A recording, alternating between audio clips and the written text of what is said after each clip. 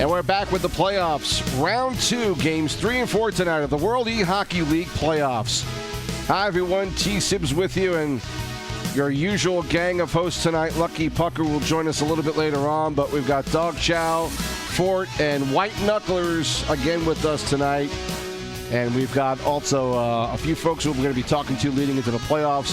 Before we get to those interviews, a quick look at the Season 1 playoff bracket right now. You see the Blues lead Minnesota 2-0 in that series. Canucks and Ducks tied up at 1, as is Detroit and Pittsburgh. Montreal leading Ottawa 2-0 in that series. So a couple of series with a chance of possibly closing out tonight. Meanwhile, we will have at least Game 5 in a couple of other series. But the way things have been going, guys, nothing would surprise me if all these wound up being 2-2 by the end of the night. And we'll see how that works out. Chow, how are you doing tonight, buddy? Doing all right. We got a few folks to talk to tonight. Why don't you kick it off here and start off with the interviews? All right, so from Detroit, we have Bear 48. What's up, man? How's it going, buddy? And from St. Louis, we have Just So Average. Am I supposed to say words? Hey. Yes. Yeah, if you want to, sure. Yeah. Cool. And then from Montreal, we have Midnight Fapper. What's up, man? Hello. Okay, so we're going to start off with some interview questions for Bear here. What is your mindset coming into games 3 and 4 tonight? Defense. Realistically, defense is going to win against Pittsburgh. They're great. And, obviously, we watched the games last night. You mentioned defense, and certainly you guys made some adjustments going into Game 2. They held up for a little while, then Pittsburgh surged late in that game. Do you have to change anything up tonight in Games 3 and 4? Do you guys feel like you have to mix it up defensively, or do you have a fairly simple game plan that you're going to try and stick to? The game plan, I think, is quite simple. We're going to just stick to what we know, right? I mean, at the end of the day, it's a video game and anything could happen, but we do have some kind of a strategy going in. I'm not going to divulge it here, but Sure. We kind of know what we want to do.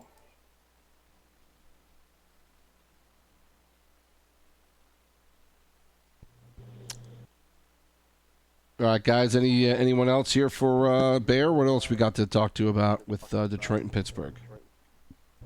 Yeah, Bear, I got a question for you. Yeah, go nuts. Yeah, this is White Knucklers. So you guys went down. You guys went down 1-0 in the series, and then I viewed Game 2 for you guys as a must-win. Did you view it that way? And was the team kind of feeling that pressure?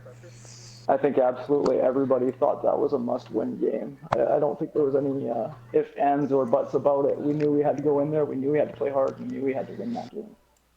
Now, did you make any adjustments after Game 1, after seeing Game 1? Because I know, as Pucker mentioned, it was the same lineups in Game 2.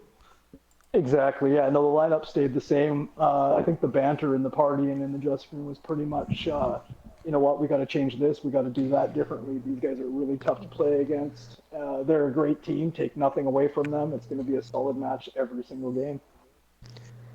Now, what did you see from them? Did they change it up offensively, or are they kind of trying to do the same attack during Game 2? You know, that's a tough call. I watched the game. I want to say that they did change it up, but they really didn't. You know what? Those guys they seem to know where each other is going to be. They're great puck handlers, and they know how to score, right? Yeah, and then in the Discord last night, you called out St. Louis and our 1,200 CR players and told us to go outside. You have any comments on that now that you're speaking to me? Absolutely. Yeah. Go outside. It's, we're hitting summer here. You can lose a couple hundred CR if you need to. It's not a big deal. Well, you can't lose CR if you don't play. Well, yeah, okay, I get your point. Sure. You know, You know what? You guys are a heavily favored team, right? And all the banter that we go back and forth with, it's harmless. It means absolutely nothing. It's just a joke, and I hope you understand that, right? okay. Well, is this a formal apology then? No, I would never. Wow, say sorry. you're pressing your luck there. Yeah. No, I think saying sorry to anybody for joking around with them on the internet is kind of silly. Well, I don't think so. I think it just shows being an adult. I'm But so that's far just to from throw that adult- out there. I'm so far from adulthood. It's not funny, man. Hey, you Yeah, I guys, could have guessed that, but you you and Pittsburgh only played 2 games during the regular season, and you split in those games. Was there anything? I mean, it's not much of a sample size. Was there anything that you guys might have learned from those games, or did you feel like you were kind of looking at the first round and trying to figure out what you could see from Pittsburgh, and was it a harder way to game plan against them because you just didn't have a lot of experience against them? Yeah, well, to be perfectly honest, I was a super late arrival into Detroit. I came very late. I think I played maybe 4 games with those guys before the playoffs started. I was a late sign up. I heard a bunch of talking about, it would be a tough team. Nothing is going to come easy, and we got to take them seriously. I'll tell you what, we're going to let you get going. I know you want to get some warm-ups in, and we got to get along with some other interviews. But thanks for joining us, Barry. We appreciate it, and I'm sure we'll talk to you somewhere down the road. I appreciate you having me, boys. Good luck going forward. yep. Good luck. Good luck.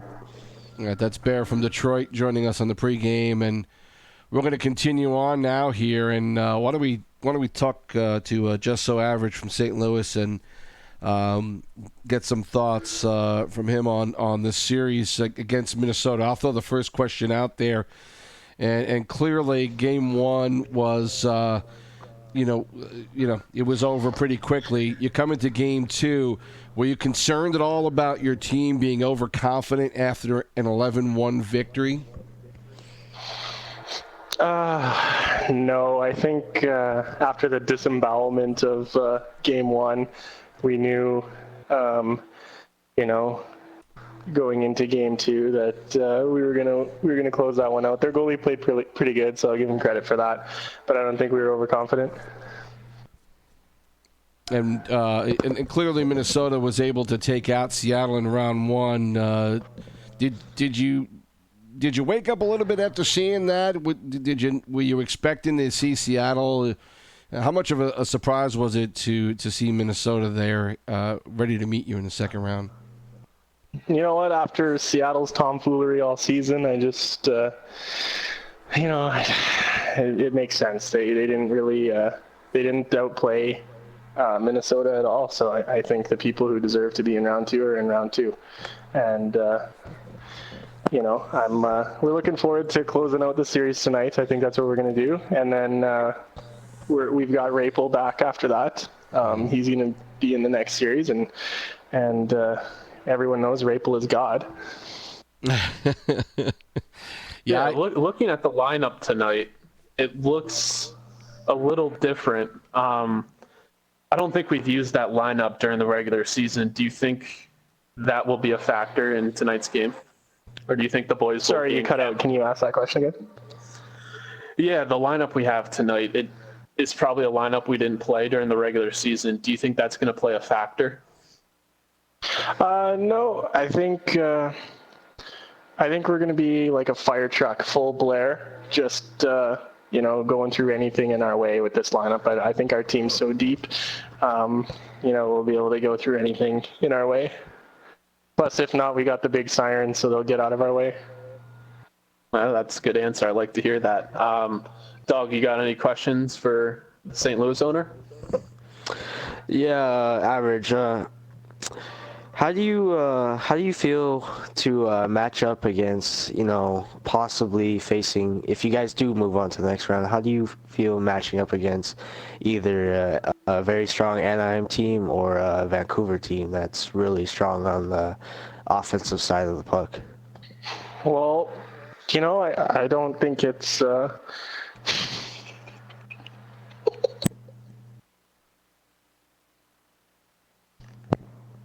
Got the giggles? Drop out there. He must be receiving some kind of message on Discord from one of his teammates picking on him, I would think. But I tell you what, we'll see if we can get back to him in a minute. But Sorry, guys, my mic. all right, we'll get back to you in a sec. Let's talk to Midnight about his club, Montreal. Obviously, your series 2-0, but really, we watched the games last night. They were pretty competitive, and I think could very well be 1-1 right now. Certainly an overtime game in that first game. The second game really seemed like more the way you wanted it to go. You dictated it the whole time. Anything you learned about playing those first two games that you were able to make adjustments and you feel you can carry them over into games 3 and 4? Just after game 1, basically, we kind of let Ottawa dictate the pace in game 1, and they're a bigger team, and they play a lot of a slower game, which is pretty defensive. We generally like to get out early and attack as fast as we can. So when they started to dictate the pace of the game in that first game, it kind of, messed with our game plan. Now, I'll be honest with you. Sorry, go ahead, Sips. No, go ahead, Nux. You got it. Yeah, I'll be honest with you. There was a lot of hype with the Detroit-Pittsburgh series and then both series in the West. I didn't hear a lot about Montreal and Ottawa. Can you give us just general insight on how those first two games went? The first two games of Montreal. Yeah, sorry, I'm talking to my guys in Discord as well right now. It's you brutal. said the first two games for that just happened yesterday, correct? Yeah, I didn't get to see much, and there wasn't much talk around that series at all. So how'd the games go? Who controlled the play? Are you confident going into game 3 and 4? I believe we'll be okay. I think as long as we stick with our game plan, and just like in game 2, you saw that we kind of, controlled game 2. That was more our style. As we came out and dictated the pace. As long as we're the ones that kind of handle the pace and play to our style, we should. I believe that we have a chance to close it out tonight. You mentioned pace, and that's a crucial part of my game and the schemes I like to work with my team. I like slowing it down, controlling possession. Are you a fast-paced team, or do you like to slow it down?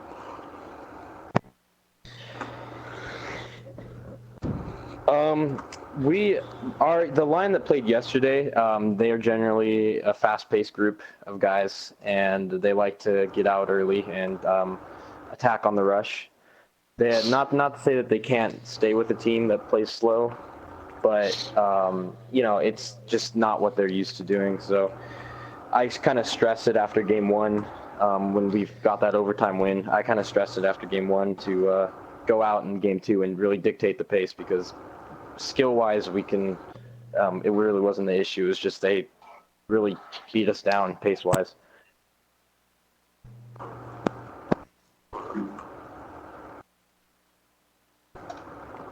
Dog, do you have anything for Midnight Fapper? Yeah, coming into the series, obviously we've talked before. What do you think was the biggest?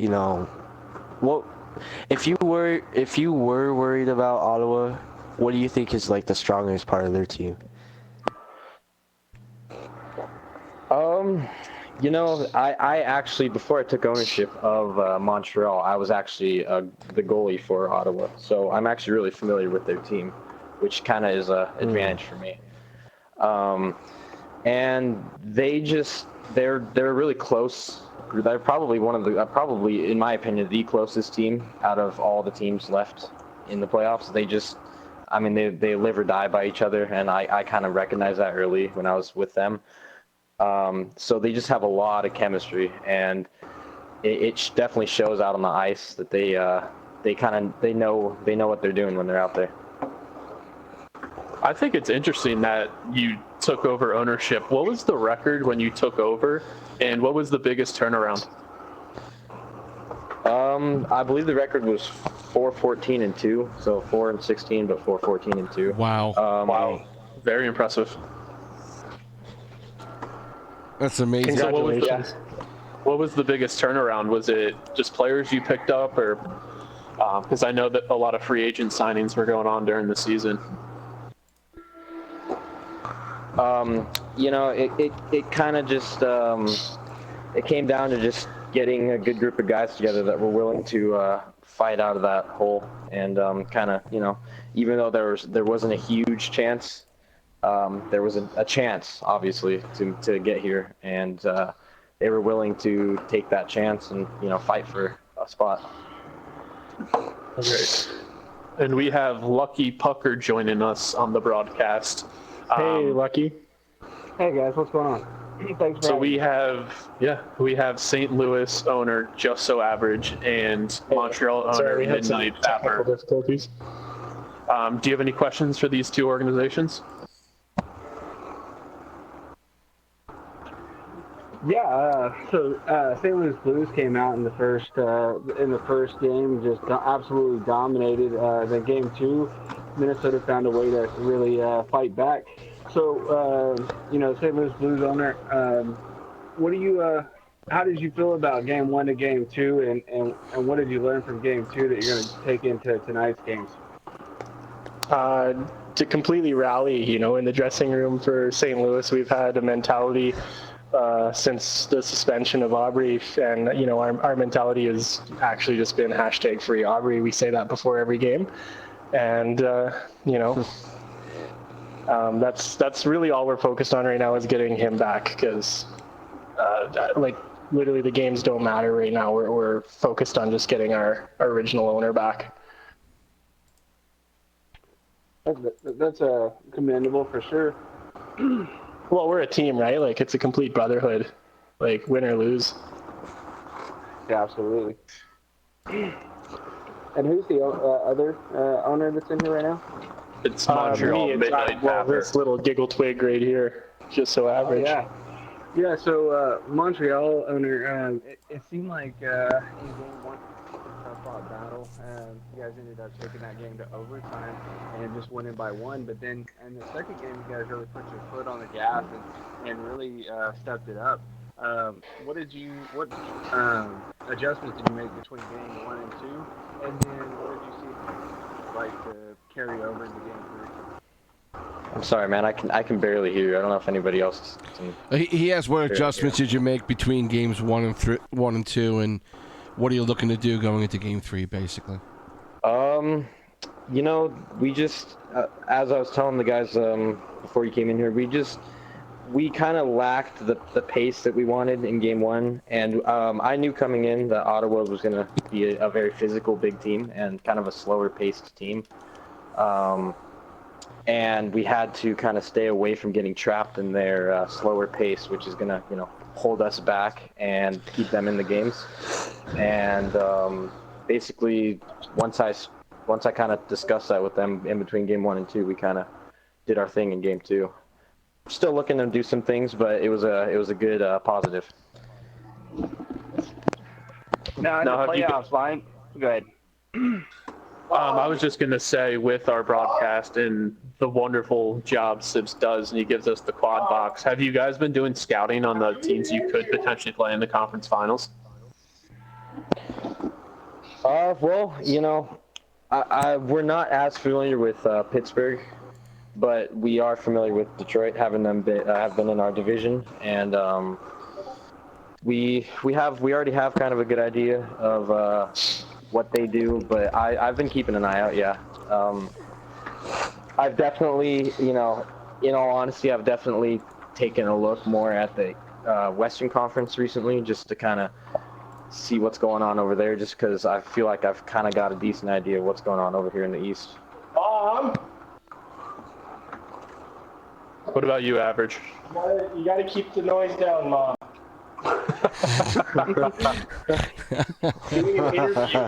Wow, if that isn't NHL, I don't know what is.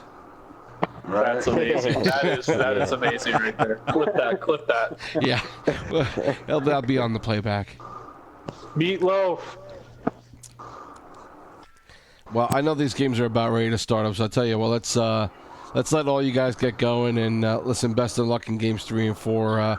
We've seen some pretty good series so far from all of you, so good luck tonight with thanks a lot, games. man. I really appreciate the support. Can we ask you a couple questions before we end the stream here? I'm afraid to ask what they're going to be. I just want to know who you're cheering for. Sibs? Well, as you know, part of the media, you cannot show emotion when somebody scores or somebody wins. So I don't think someone's got to tell that to the guy who calls Boston games, hey? Well, I mean, that's a local market. Jack Edwards. That's a local market. It's not national. Yeah. I mean, this is national, you're right. I don't know a lot of guys in this league. I don't know a lot of guys in this league, so it's hard for me. I don't necessarily have a team I'm rooting for. Montreal. Well, I'll tell you what. I'd be shocked if Montreal didn't come out of this in 6 games. If not, I would call it an upset if that's the case. Ottawa plays well. Don't get me wrong. That was a good first game, but I feel like after that second game, the Canadians looked like they were really in control, and unless Ottawa figures out how to deal with that, how to get a little bit better offensive chances, then, it should be a 5-6 game series for Montreal. But, I'm still new in this league, so I could be wrong. No, we'll see. Do we have any streams underway? Nothing. Everyone's getting together right now. Montreal has got their team. They're searching right now. And Minnesota is about to start searching. So that's all I have so far. Wait, guys, hold up. I have a quick question for Pucker. Pucker, you there? Yeah, I'm back. And did you see I had a lineup issue for game 1? Did you go ahead and check that and let me know what I need to do? Yeah, if the owners failed to put in their lines between in the appropriate time, if it was the entire line that was missing, technically, they owe you 2 penalties right off the bat. Now, I got you on that. I'm talking about for game 1 for my lineup. I had to change it like 5 minutes ago. Okay, give me 1 second. I'll get back to you and I'll message you on Discord. All right, sweet. All right, you guys, I got to head out. Have a good one. My team's about to start up. All right. Thank you very much for the interview, all. And to everyone watching, I hope everyone has a really good time. And good luck, everyone. All right, guys. Appreciate you joining us today. We just so average, and we appreciate your time here as well. Thanks. Hey, Noah, thanks for having us. It's always a lot of fun on your show, Sibs. All right. Have a good one. Good luck. See ya. All right, guys, so we got a couple of games about ready to start up. We're hoping that we'll have a stream to show you here shortly. Minnesota is waiting on St. Louis, I think. Montreal and Ottawa are searching, so hopefully that game will get underway here shortly. Any thoughts by you guys? Just some quick thoughts before these games get underway. Anything you think absolutely needs to happen for the teams that are down right now in those 2-0 series? I definitely think Minnesota needs to come out strong and win the first game tonight. Otherwise, I think it's going to be a sweep. Oh, welcome back, Fear. Yeah, sorry, I was dealing with the baby. But I think Minnesota really has to either put their foot into it and not let up, or I think St. Louis is just going to walk all over them again. I don't want to say that St. Louis. I don't want to count out Minnesota, but if they don't come out and prove wrong, then I think that it could be a 4-game series sweep for St. Louis. Ooh. How likely? I mean, if you're going to give a percentage, how likely do you see St. Louis sweeping this tonight? Everybody, I'd like everybody's opinion on that. If I had to, I'd probably say a 70-30. I mean, after watching last night's games, you can't really. I mean, watching them from our perspective, we don't really know what's going on in the party chat and their Discord and whatnot. But if they don't, if Minnesota, like I said, if Minnesota doesn't come out, I mean, it's pretty much a 70-30 guarantee that St. Louis is going to sweep, in my opinion, at least. Yeah, I mean, coming from a St. Louis player, I think it's an 80% chance to sweep and then a 100% chance it will close out in 5 games. Well, I'm going to go really aggressive on this because I called this before the series started. I'm going to go 110% of a sweep. That series is over tonight. Wow. With the hot takes. Lucky Pucker. Hot take. So if anybody from Minnesota is listening, Lucky Pucker says, you don't have a prayer. So you may want to use that as motivation. Don't have a chance. Not 100%.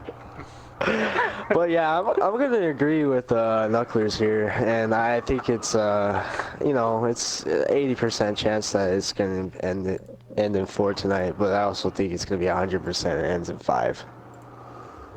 Nasty Uncle Dad. Smart man.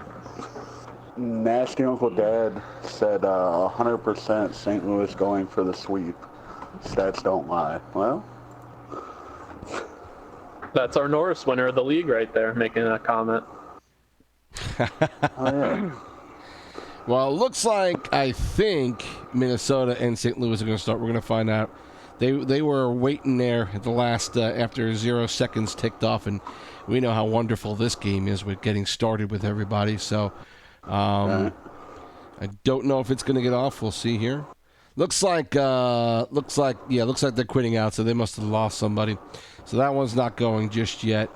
Montreal and Ottawa. Montreal's still searching right now, so we'll get to that soon. Anaheim hasn't started looking yet, so hopefully we will get that on here shortly.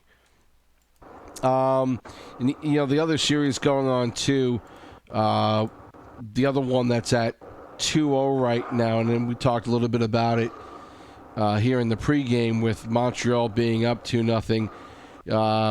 I'm thinking a less likelihood of this being 110%.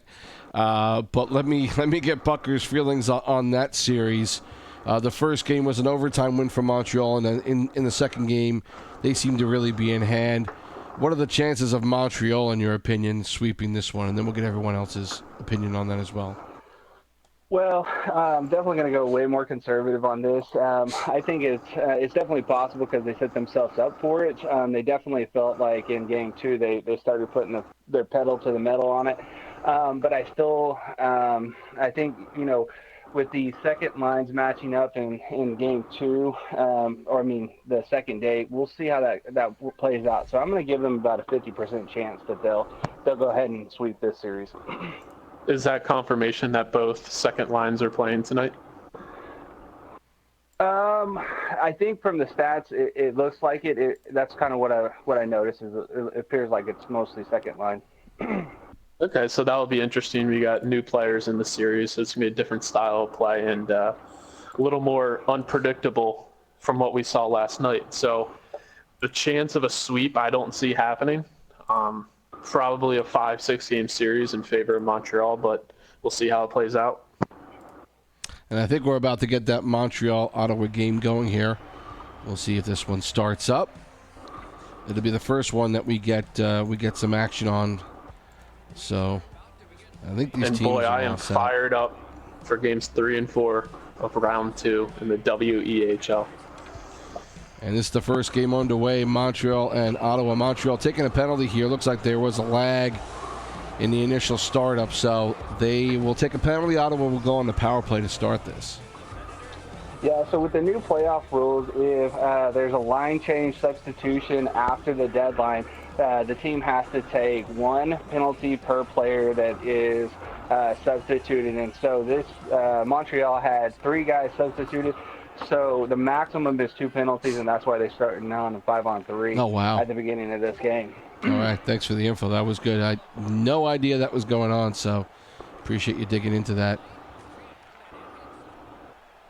Giving Ottawa an opportunity right away on a power play is once you've gone up 2-0, it's you don't want to give them a crack in the door to maybe get through. So far, they haven't been able to do anything with this penalty. It's been a lot of neutral zone play.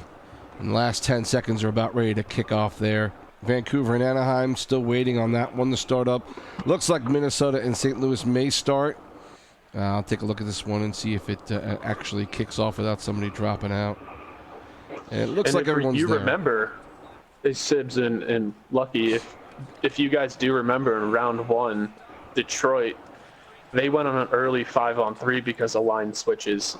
So early lead there, and that played a factor. So it's good to see them get the kill here, and no harm, no foul.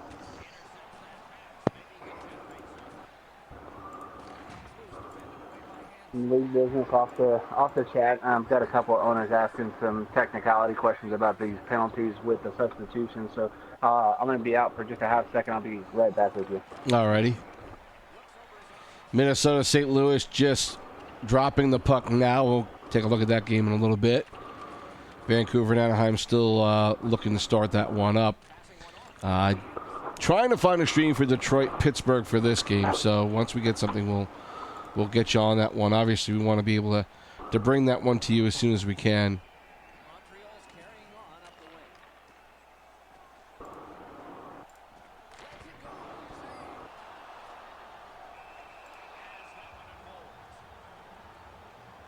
I think we have a Pens feed, so we'll get you that as soon as I get this one up.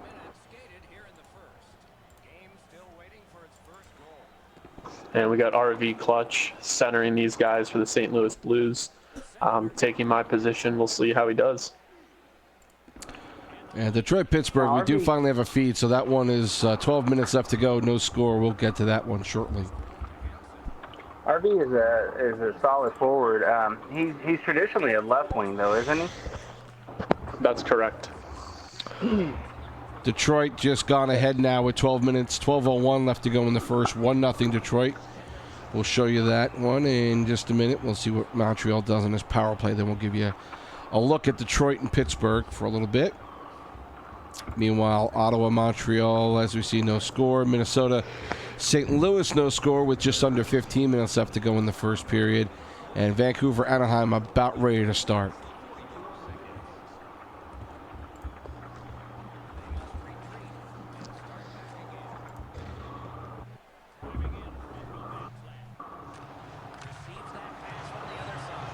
So Montreal on the power play getting their first odd man advantage. I'm kind of surprised that Ottawa wasn't more aggressive when they had the early power play. Even though Montreal was down a guy, it seemed like that they still controlled the pace of the game.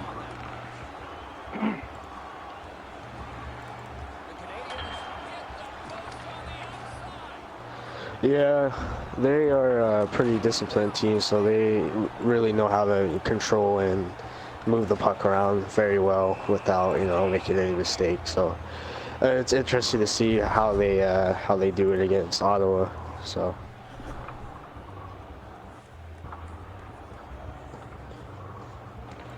Detroit's on a power play, so we'll switch over to that game right now and take a look at that for a little while here. As you see, Detroit up 1-0 here. Oh, Detroit goes up 2-0 now. And there, a quick goal by Bear. For all the talk, of course, he has no problem putting the puck in. Pass? Yeah, so some good play by there. the professor. The professor with the dish. Yeah. And a good cross crease too, and pretty down low too. You hate seeing that happen because it's you hate to see that much that low down of a pass is really tough for a goaltender to deal with. So Detroit up quickly here, 2-0 in the first. Keep an eye on this one as it comes to an end. Anaheim's taking a 1-0 lead over Vancouver now. 13:20 left to go in the first. It's dumped in. Oh, what a hit that one was. Better tighten up the brain bucket. Not afraid to get physical here tonight. I was about to ask who this left D was, and then we mentioned that it's Professor, and I was like, he's got some puck handling skills the way he's using that L2. But we know that Professor's a center forward and can also play defense, so he's all around a great player. You know, Well, he learns from the best. Oh, is that? Who was that he learned from? I was going to say, who would he say that is? Well, he did tell me he's going to come on the show after this game, so we can ask him that question. Gotcha. Ottawa, Montreal, no score after 1. As you see, Detroit leading Pittsburgh 2-0. We'll take a quick look at St. Louis, Minnesota, as you see 0-0. Coming down to the end of the first period there. And we'll watch this one finish up. That will get you over to look at Anaheim, Vancouver for a little bit. Yeah, and looking at those Detroit stats, they have over 2 minutes in the zone, almost 3 minutes, to Pittsburgh's 28 seconds. So they really controlled that first period.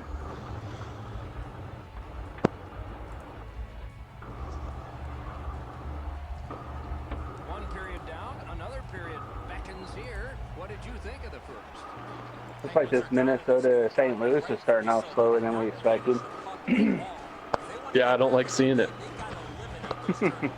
Not good news for St. Louis. Anytime they can keep Minnesota can stay relatively close, it's not good for them.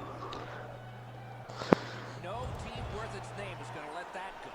Mitchell's ailing, but he can't get off the ice. Just a little update here. Anaheim is now up 1-0 with about 7 minutes left to go in the first.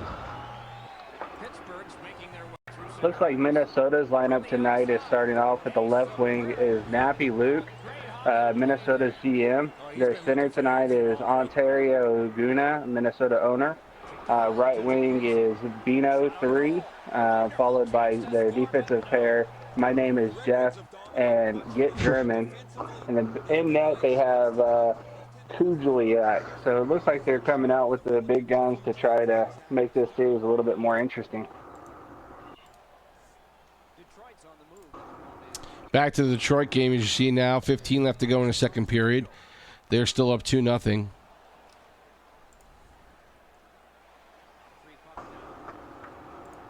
a pass to Rikas. Loose puck, defense got in the way. Back in its own end. Yeah, really impressed on how well Detroit came into this game and just started firing on all cylinders here. I mean, they're playing outstanding right now. Ottawa has just scored, taking a 1-0 lead over Montreal, 13-17 left to go in the second period. Your Detroit lineup tonight, starting off with the left wing, is Bear 48. Their center tonight is Thompson. Right wing is Zomboy. Left D is Professor Moreno, who's going to join us on the show a little bit later. At right D, we've got M&M's and the Bummeister in net. So. Yeah, and it looks like Detroit, their center is actually a true right D, so maybe they're going for a little more defense. And as we talk about them, they have now gone up 3-0, as you see, against Pittsburgh, and playing certainly much more of their game this time around.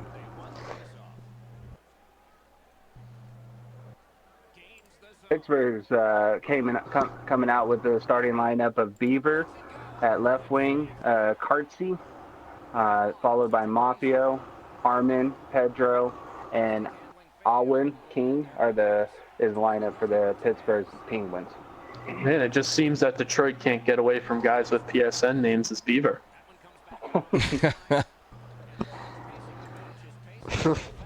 Looks like Vancouver and Anaheim end the period at a 1-1 even. Minnesota has taken a 1-0 lead in the second. 18:22 left to go. Early second period goal to take the lead there. Now, I really like Detroit's game right now. They're breaking out with ease, so Pittsburgh's going to have to make adjustment to make it a little bit harder for them to get the zone entries. We'll get you over to, I promise you, Vancouver and Anaheim. We'll do that as soon as they come back from break and give you a chance to look at that game for a little bit. And actually, if I can work this out, maybe we'll take a look at that and the Canadian Sens at the same time. Give you a little shot of both of them here. Looks ahead to start something. The Penguins have it in some ways. Blue line control. Decides he wants the And we'll keep an eye on Detroit. They do have a 3-0 lead. We like to show you some of the bigger games. But right now, I'm going to throw you over to a penalty shot coming up for Ottawa right now. And see if they can extend their lead. And no, a save on the penalty shot in Montreal. Good poke check to basically knock the penalty shooter over. And Ottawa still only up 2-0 on this one right now. So you see that will hit back over to Detroit and Pittsburgh. And look at this for a little bit longer. Minnesota's still up 1-0 halfway through the second, about halfway through the second. And Vancouver, Anaheim will cut to that one next. And we'll show you that and the Ottawa-Montreal game at the same time. Currently 1-1 in the Anaheim-Vancouver game with about 15 minutes here left in the second.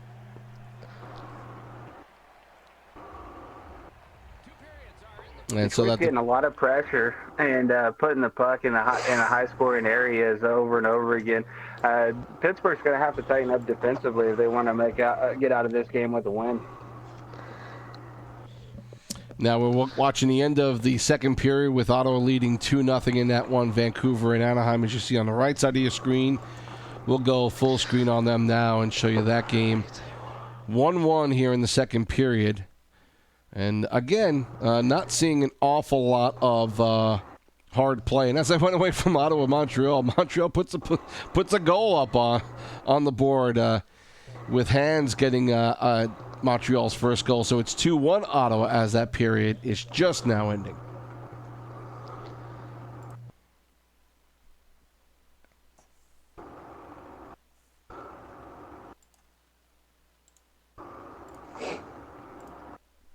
Vancouver and Anaheim got another close one, it looks like, on their hands.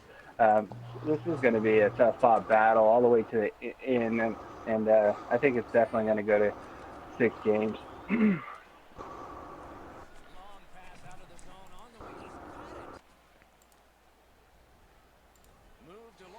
Third period's underway, 17 minutes left to go. Detroit still up 3-0 there.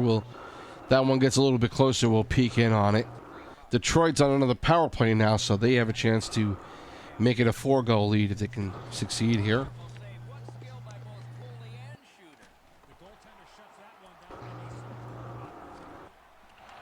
Oh, he's been looking for that hit all night. Driving in from no man's land. Whistle is blown. Penalty call. See Vancouver now getting a power play. See if they're able to take advantage of it. 2-minute penalty is a minor and the call is hooking. The Canucks power play gets another chance to. Third period just starting up for Ottawa and Montreal. And Pittsburgh able to put a goal up on the board. 15:23 left to go. It's 3-1 now. Detroit in the lead, and wondering, and they've still got 30 seconds left on. Detroit has 30 seconds left on the power play, so a shorthanded goal for Pittsburgh there.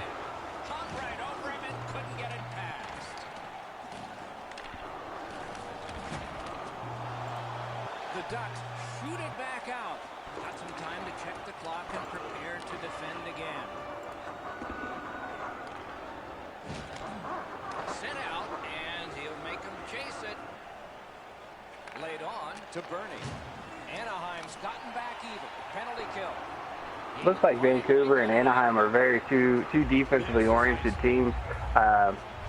Anaheim did a great job of killing this penalty and just having 4 guys back the entire time on this power play. Detroit's gone up 4-1 now. Another combination of the professor getting a pass over to Bear for a quick one-timer. His second goal of the game, and now 4-2 Detroit. 4-1 Detroit, sorry. Directing that one to Ozins. Perfect receipt of the pass. Ottawa still leading Montreal 2-1. Second period is over with Minnesota still leading St. Louis 1-0, so we'll try and get that game on here shortly.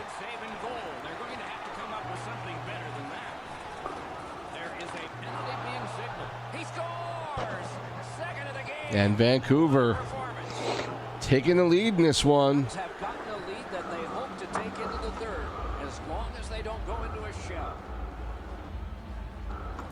Neutralized face-off win. And Detroit, another goal. Now 5-1. 11:06 left to go in the third. Man, Pittsburgh has to be sweating right now on their Discord. Yeah, must be a little shook there. Yeah, they definitely want to try to answer back. Pittsburgh's going to get a power play right now.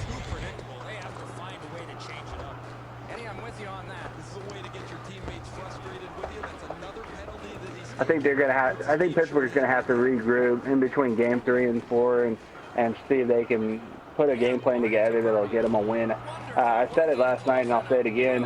If Pittsburgh doesn't find a way to win one of these 2 games, the series is over for them. It may go to 6, but it won't go past 6. Still in the second period. Lots of time to build on that. And another goal, as you see, for Vancouver. They're now up 3-1. Power play goal for the Canucks. And so a nice lead there taken by this team. One of those late goals that just can't happen. It's an absolute backbreaker going into intermission. Especially when these 2 teams struggle to find offense. I mean, between the first 2 games, they had a total of about an average of about two goals a game, and they just gave up their 3rd goal going into the last period left. It's going to be tough for Anaheim to find a way to claw their way back in this one. Detroit up 5-1, 7:20 left to go in the third period. We're taking a look right now at 2 games, St. Louis and Minnesota in the third period, as you see, with St. Louis about to get a power play opportunity, but still waiting for a delayed call here, and the puck goes out of the zone. Empty net, but luckily that puck went down the sideboards. And St. Louis will try and come out again, still with a power play coming up. And on the left side, Montreal and Ottawa. And as you see now, St. Louis just quickly coming back and didn't need the power play. Smart move, obviously. You don't usually get that much time to pull a goaltender and make a play happen, and St. Louis took advantage of it. Kornek with the goal.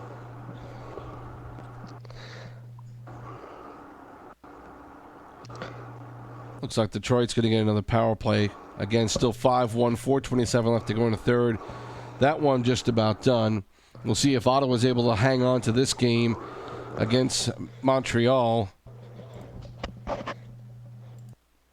I think what we may do is switch over to that one. 3 minutes left to go. We'll take a look at that one on its own and give you a chance to listen to that one and watch it as the last couple of minutes tick away here.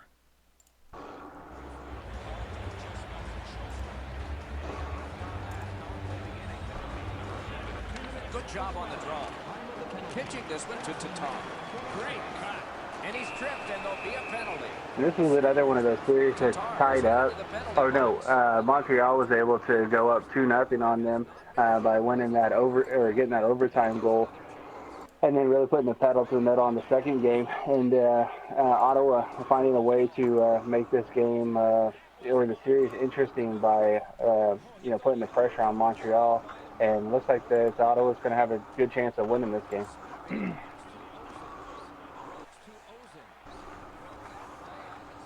And you see Ottawa now taking a 3-1 lead, capitalizing on the power play late. And that might just about seal it for them against Montreal. Yeah, huge goal for Ottawa.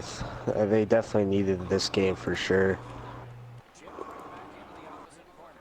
Absolutely. One of our watchers here, as I'm monitoring all the chats, live chats, Steel City 8 TV Gaming. Pittsburgh is going to win the second game. There's a method to play two lines rather than playing your top line 3 games in a row. Montreal, we'll get to that in a second. Thanks, Montreal Einstein. just scoring now, and now it's 3-2 Ottawa, 47.3 left to go. So you're saying Montreal. there's a problem with Game 2. Is that what you're saying or not? No. Pittsburgh, one of their guys said Pittsburgh's going to win the second game. There's Okay. a method to playing 2 lines rather than playing the top line 3 games in a row, which, I mean, really is probably one of the smartest things you can do, especially, instead of trying to end it in 4, stretch it out a little longer, be a little more strategic about things. Last few seconds going down here. Ottawa still ahead 3-2. Montreal getting a couple of opportunities here. Still holding on to the puck with 6 seconds left to go. And now Ottawa back the other way in this game. Well, an offsides gets called there. Meanwhile, Detroit has beat Pittsburgh 5-1.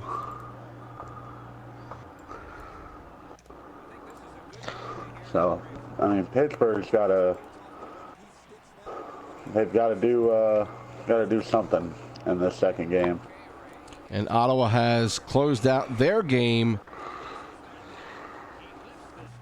by a score of 3-2.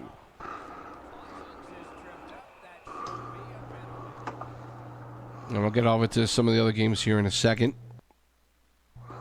But again, another close game between Montreal and Ottawa. Not an overtime, but it was not an easy game for the Canadians. I'm sorry, for Montreal. Ottawa taking this one 3-2 and coming back in the series now with a win.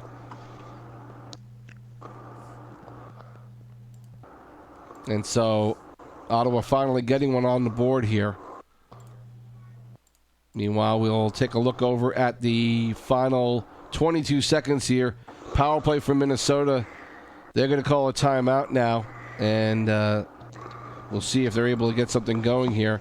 Vancouver's leading Anaheim 4-1.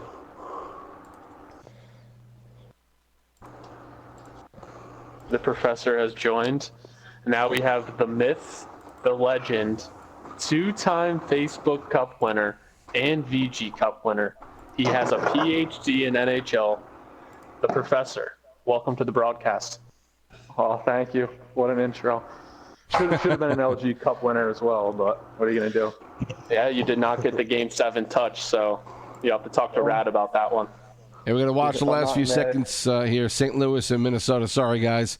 With St. Louis up 2-1. Minnesota, one more opportunity, and they put one in with 13 seconds left to go in this third period and tie it up. Wow. God damn. Another OT game is probable in this one. T-Sibs, absolute pleasure to be on the broadcast with you. The GOAT of NHL media. Appreciate it, but well, we did plenty of ass-kissing of yours during your game there, so we'll talk a little bit about what you were able to do. And again, congrats on the victory there.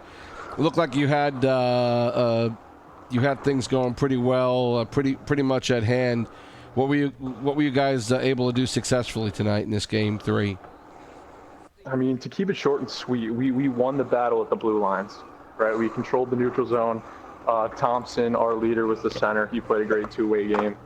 We had Bear and Zomboy, great zone entries all game. And then my D partner, who was my first game playing with him, he was just throwing the body all over the place if you were watching. So everybody did their part, and then obviously got to shout out the goalie. I had a bad turnover at our blue line. He stepped up, made a big save. You had some nice What were you report. seeing out there? Oh yeah, go ahead. I'm sorry. Yeah, so how were you able to dominate this?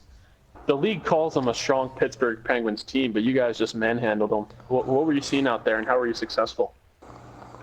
The success really came from my D partner, keeping those tight gaps in the neutral zone, forcing them to dump the puck, and then, if you dump the puck to me, I'm going to make a play or make a man miss and give it to my forward in space. Yeah, and that's something I've been stressing on the broadcast too, is dumping the puck's essentially a turnover. Especially if you have a good puck-moving D-man like the professor back there. So I'd advise Pittsburgh Penguins to try to get those clean entries and stop dumping the puck to you.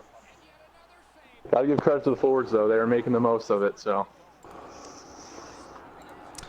Vancouver's leading Anaheim under a minute left to go in the third period by a score of 4-1. I think it's interesting that the lineup had you on defense and had a traditional right D. at center. Did you have some input on the lineup, or is it, why do you think they chose to do it that way? No, Thompson controls this team 100%. I just showed up and played. I prefer to be on the back end there. It just gives me more control and guaranteed puck touches. But Thompson did a great job playing a two-way game, as I said.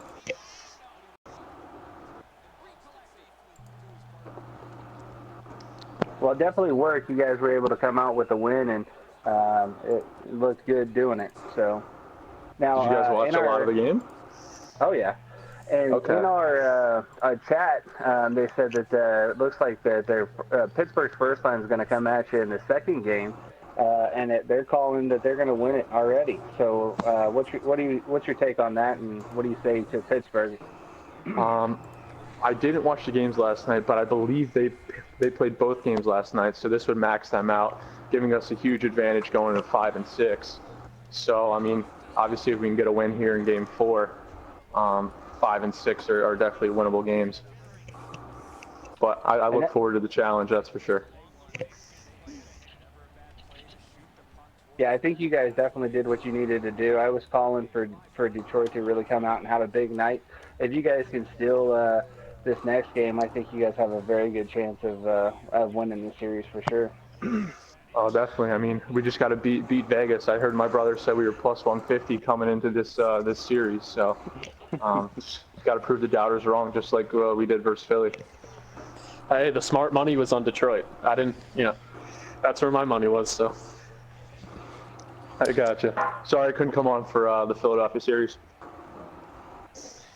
Just an update: Vancouver beating Anaheim 4-1. Metcalf 91. Had the hat trick, I believe, in that game for Vancouver. So the Canucks looking like maybe they were struggling a little bit with Anaheim last night, and now in this Game 3 have had a pretty good, pretty sound victory in that one. Let's see what they can do next game. Game 4 coming up shortly. Meanwhile, this second overtime game between Minnesota and the St. Louis Blues. 6.5 left to go in this overtime. Still tied at 2. Quick note here in the St. Louis game, RV Clutch, who's leading in points in the playoffs, has lagged out. So he's got a comp in his spot. That's a crucial loss for St. Louis. That's never good. No, never. You said that game's an OT, Mike? It's an OT, yeah. Oh, very nice. Just over 14 minutes in. Now, it's just like a regular period, right? If this OT is over and they have to play another one, he can come back. That's my understanding. Absolutely. Okay, just double checking on that. Now they will I'm be hoping a this man copy down. scores. Yeah, they will be a man down. Oh. And Minnesota has won this game in overtime. Wow. Gotta give it to Minnesota. There will be no sweeps tonight. No sweeps. That Minnesota team, they just don't quit. They lost 11-1 in Game 1, came back, made the adjustments. Now two OT games in a row, so yeah, definitely looking good for them. Yeah, nice give them victory props there. for fighting back for sure. An overtime goal that was pretty much a breakaway goal. It's again, this is what Minnesota's done. They wait for an opportunity, and they pounce on it. They had a chance there where they found an opening, were able to spring somebody, and definitely were able to make something out of that play. And in overtime, guys are a lot more guarded with what they're doing, but just almost able to walk right in. Poke check attempted there, but not able to get a piece of it. And you see Minnesota able to hold on for a victory there. We'll give you the updates on the series right now with the second round. Game 3 now finishes, you can see, in all of these series. And we've got another second overtime game, and this time Minnesota able to take this Game 3 in overtime 3-2. Back-to-back 3-2 games now in this series. We saw Vancouver beat Anaheim 4-1. They now lead this series 2-1. Same with the Red Wings. They are up 2-1 in their series, a 5-1 victory in that game. And we saw the Sens beat Montreal 3-2. So Montreal now leads that series 2-1. So we've got no sweeps tonight. We'll definitely have Game 5s in all of these tomorrow. Well, to be honest with you, I'm glad that there wasn't any sweeps. I know I called for St. Louis to win at 110%, so I'm probably going to be eating my words for the next hour or so. But I got to give it to Minnesota for coming back and finding a way to make this series a little bit more interesting. Hey, hot takes get clicks, though. Got to respect it. I mean, definitely. Like I had said before, and Minnesota did exactly that. They came out, they didn't quit, they didn't give up, and it's good to see that we have some interesting series now. So let's get back a little bit to Detroit and Pittsburgh, and what's going on in this series. Since we have the professor here with us to talk about this one. Does it matter what the next lineup is? Do you guys have any concern about who plays the next game, or do you see any different strategy depending on the lines? How are you guys going to play Game 4? I mean, the Game 4 lines are already set, right? And I believe they're sending their top unit out. So this is really a must-win for them. All the pressure's on Pittsburgh. And then when it comes to Game 5, Pittsburgh's the home team. They get the line match, so it's kind of process of elimination from there. Yeah, we can take a look at that. I want to make sure we have the most updated version of your lineup for that game. So you've got Bear, Stepdad, and Zomboy. Looks like, at least that's what I have from the latest one posted here. Yep, we same lineup as Game 3, but Step is playing center. I guess this kid had a soccer game, so hopefully he did well. Step, hope you're listening. Oh, so it's a new adjustment with the center. Exactly. But I played the whole first series with him, so there's some chemistry already built there. We have Pittsburgh has Godin, Kartzy, Curtis, Pedro. Who? No idea. Me. Epic Killer puts me down and Habs in net. So, but I can't imagine. If you're not changing much, do you find that's if you don't change your lineup much, do you find even if it's a really good lineup that you lose a little bit because it gives the other team a chance to adjust, or is that? Do you guys, account for that, knowing that pretty much the same lineup, but maybe we try and do a few things a little bit different this game? T-Sibs, I prefer to play a different lineup the second game, just given if I was playing the same line again, they'd be kind of used to our tendencies and the way we play. So I think it actually is an advantage playing a new line in Game 4. We got a little bit of time. All right, boys, so I got to take off. I got an Xbox game, but Professor, always a pleasure to put a voice to a name, and hopefully the listeners enjoyed your presence. Pucker, Sibs, always a pleasure. Enjoy spending my nights with you guys. Well, are you done for the evening? Are we going to see you again, or you're finished here? I have a game at 10, so I'm finished. Okay. All right, man. Knox, we appreciate it. Yeah, thanks for coming on, buddy. Always good having you on here. Yep, go Blues, go Wings. Can't do the post game? I can try to hop on if you guys need me. If we're still here, you might as well hop on. Yeah, it's can't hurt. Another voice. I have a pivotal Game 6 over on Xbox in round 2. Gotcha. All right, go Ducks. All right, man. Take it easy. See you guys. We'll get some games on here as soon as we get some streams coming up. I know. Any other questions for me? If not, I'll hop off and then get ready for my game. I don't have anything else.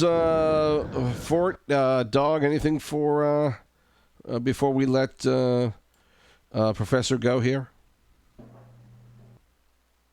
Just want to say good luck in your next game, and bring it to him. Just you guys are playing really good. I've noticed. Appreciate that, Dog. Yeah, I just want to wish you guys the best of luck to both teams, actually. But since you're here. Definitely want to wish you luck and yeah, hope you guys are able to go up 3-1 and close the series out tomorrow. Thank you. All right, guys, you enjoy the game. Thanks for having me on. All right, Professor, appreciate it. All right, take care, guys. Professor Marana, who played there in Game 3, a pivotal part. It's amazing, guys. You know, we all know good defensemen in this league, but when somebody seemingly has that much of an effect on a game from a defensive position, I think that says a lot about not only his talent, but how the team understands that, at least for this one defenseman, they need to work him into the play.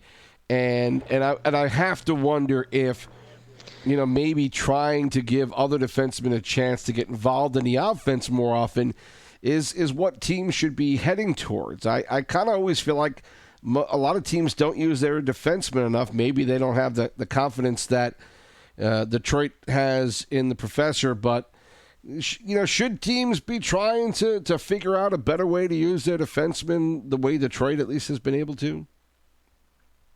Yeah, coming from a defensive man, I'll answer this one.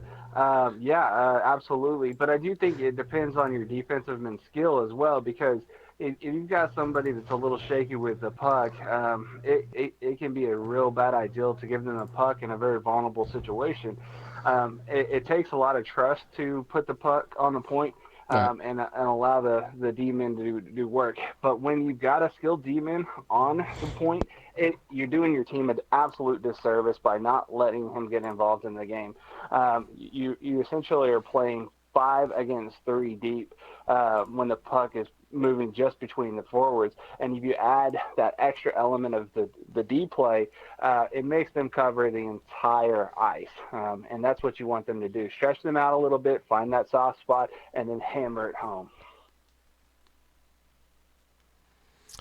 How about you, Chow? What do you know, is this just the case of a really, really good defenseman and you have to use him, or are teams just not utilizing their defense enough?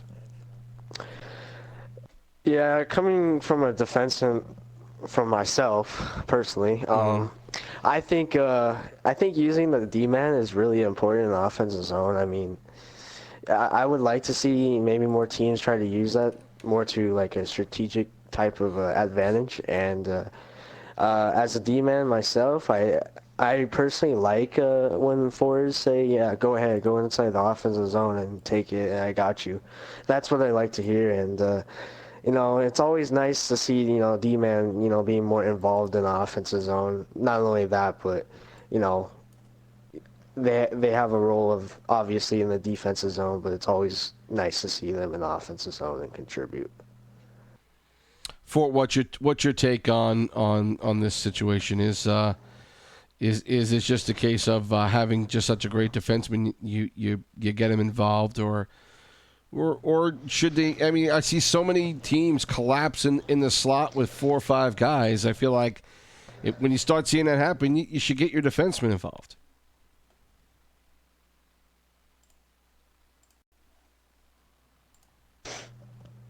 Did we lose Fort? Is he still there? I think he's AFK. Okay, he might be away. All right. Yeah. Minnesota, St. Louis, dog. What, you know, like you guys mentioned, you know, the Wild are they're fighting back. They're not giving in. What does St. Louis need to do? You know, I don't know if there's much different that they can do. They're playing pretty tough and pretty hard right now. But how do you get around a team that is just playing very defensive-minded and waiting for chances to happen? How do you attack a team like that that's just waiting for you and just really focusing on defense against what is really a pretty damn good offense? I think you just gotta really focus on you know playing your game. Really, I mean, you mainly. They have St. Louis over there has a really strong offense, and for a team like Minnesota, maybe that was a little struggling against their offense. Mm-hmm.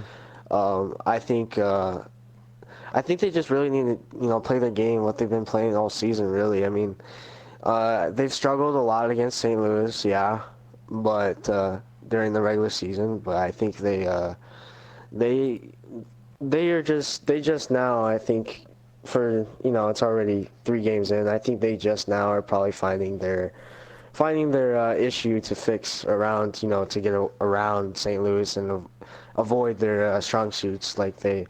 Louis is a really star offensive like powered team, and then I think I consider Minnesota, more of a team like on the defensive side, but in a way I think they're more in depth on the offensive side. Right. If you know what I mean. Minnesota also has some good goaltenders, so I think it's just all depending on how well they I think confidence really plays a big part into it for sure. So we'll see. And do you do anything different if you're Minnesota? Do you just keep playing the same game and keep it as close as you can and hope to steal one? Is that really their only chance at this point? Yeah, it's from what it's looking like. Yeah, I agree. Seeing what St. Louis did to them in the first game of the series was kind of, it's just one of those games you're like, oh, like for Minnesota, it's just like, oh, what do you tell your guys after a very disturbing loss for sure in the first game of the series? It definitely puts a shock to all the guys in the Minnesota locker room for sure. Right. And I think they just gotta keep on playing their game and just take it game by game. I mean, one at a time. I think that's what I think if I was Ontario, that's what I would tell his guys right now. Just take it game by game and keep playing like they did in Game 3 and just play their game, and that's really all they can hope for right now. And over in the West, the other teams we haven't talked about too much yet are Vancouver and Anaheim. Again, thought these might be a little more high scoring. Both teams seem to have a lot of offense. Vancouver finally putting 4 up on the board, which matches the total amount of goals they put up in the first 2 games. It seems like maybe Vancouver is coming out a little bit more offensively, and they're combining it with better defense. They're not overpowering offensively. And it seems like maybe what we saw in the first round, we saw Vancouver score a lot, but also give up a lot. It looks like maybe they've gotten some balance where they're getting what they need offensively, but they are also playing better defense. And Game 3 so far, I think, has been their best defensively.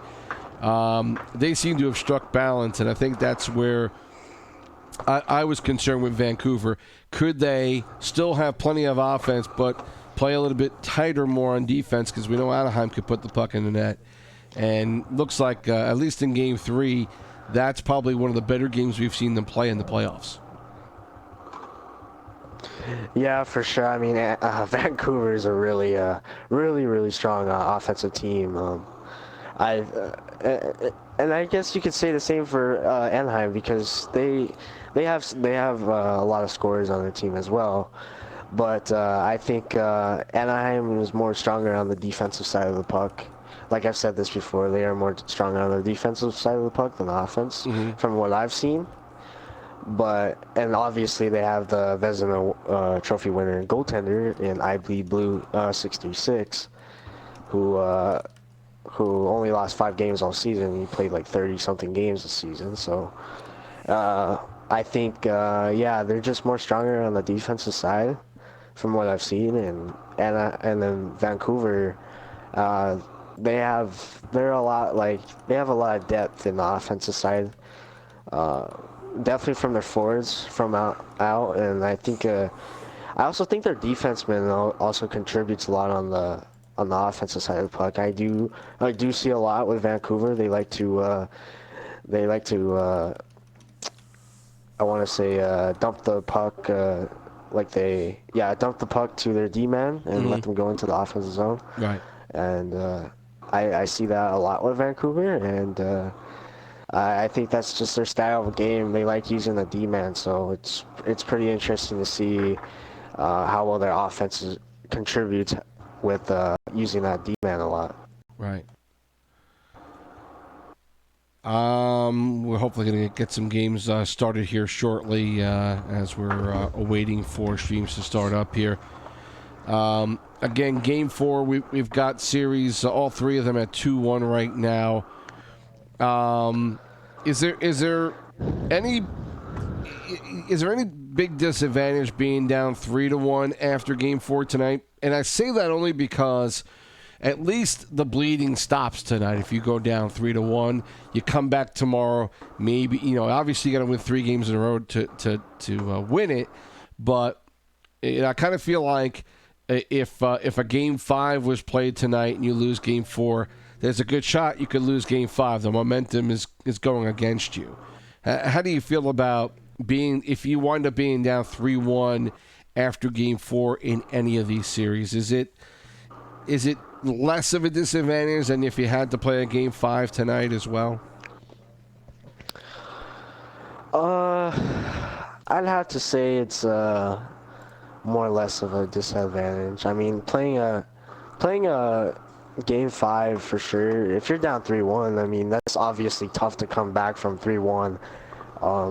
But it has happened before. I mean, Sure. I've seen it happen in various other leagues I have played in. But it's playoff hockey. You never know what's going to happen. So 3-1, it's a big hole to climb out of, but it's very possible. And I'd be worried as a team if my team was down 3-1, but there's always ways to fight through it and think positive, think outside the box, and tell your guys, it's okay. We'll find our way out of this hole and climb back and possibly push to a Game 7 and maybe winning that series as well, which is it'd be quite a story to see a team come down from 3-1 and actually win the series. I think that's something to watch out for, because any of these series, all 4 of these series tonight could possibly end up 3-1. So Right. that means it's going to make a really interesting Game 5, all Game 5s for tomorrow, which is the last day for the second round. So it's going to be it's definitely going to be a fight for sure for these teams. It wouldn't surprise me at all if all 4 of these series actually end up 2-2 by the end of the night.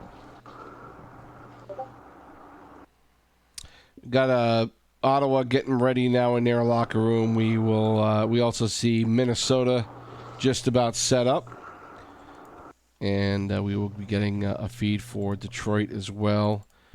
I think we may take Bears feed tonight, so could be very interesting, especially if he decides to talk.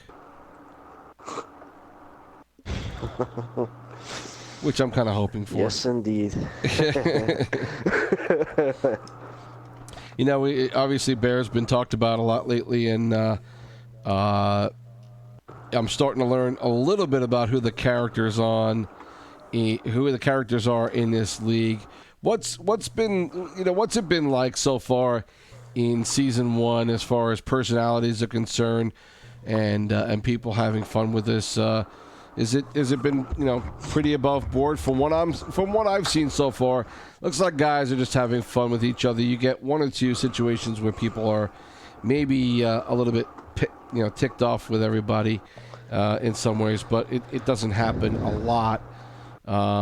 It seems like there's been a lot of good banter between players in this league. Yeah, I don't. Oh, go ahead. No, you go ahead. You haven't speak in a while. All right, I guess I'll go. I'd have to say, I think there's been a lot of. I mean, if the guys are, if they do chirp, I don't think they take it like to the personal level, like to the, the extreme, like getting involved with family and all that. So Right. it's very rare that actually happens in this league. I think I've only seen it maybe once all season long, and that's kind of crazy, because you don't see that very often.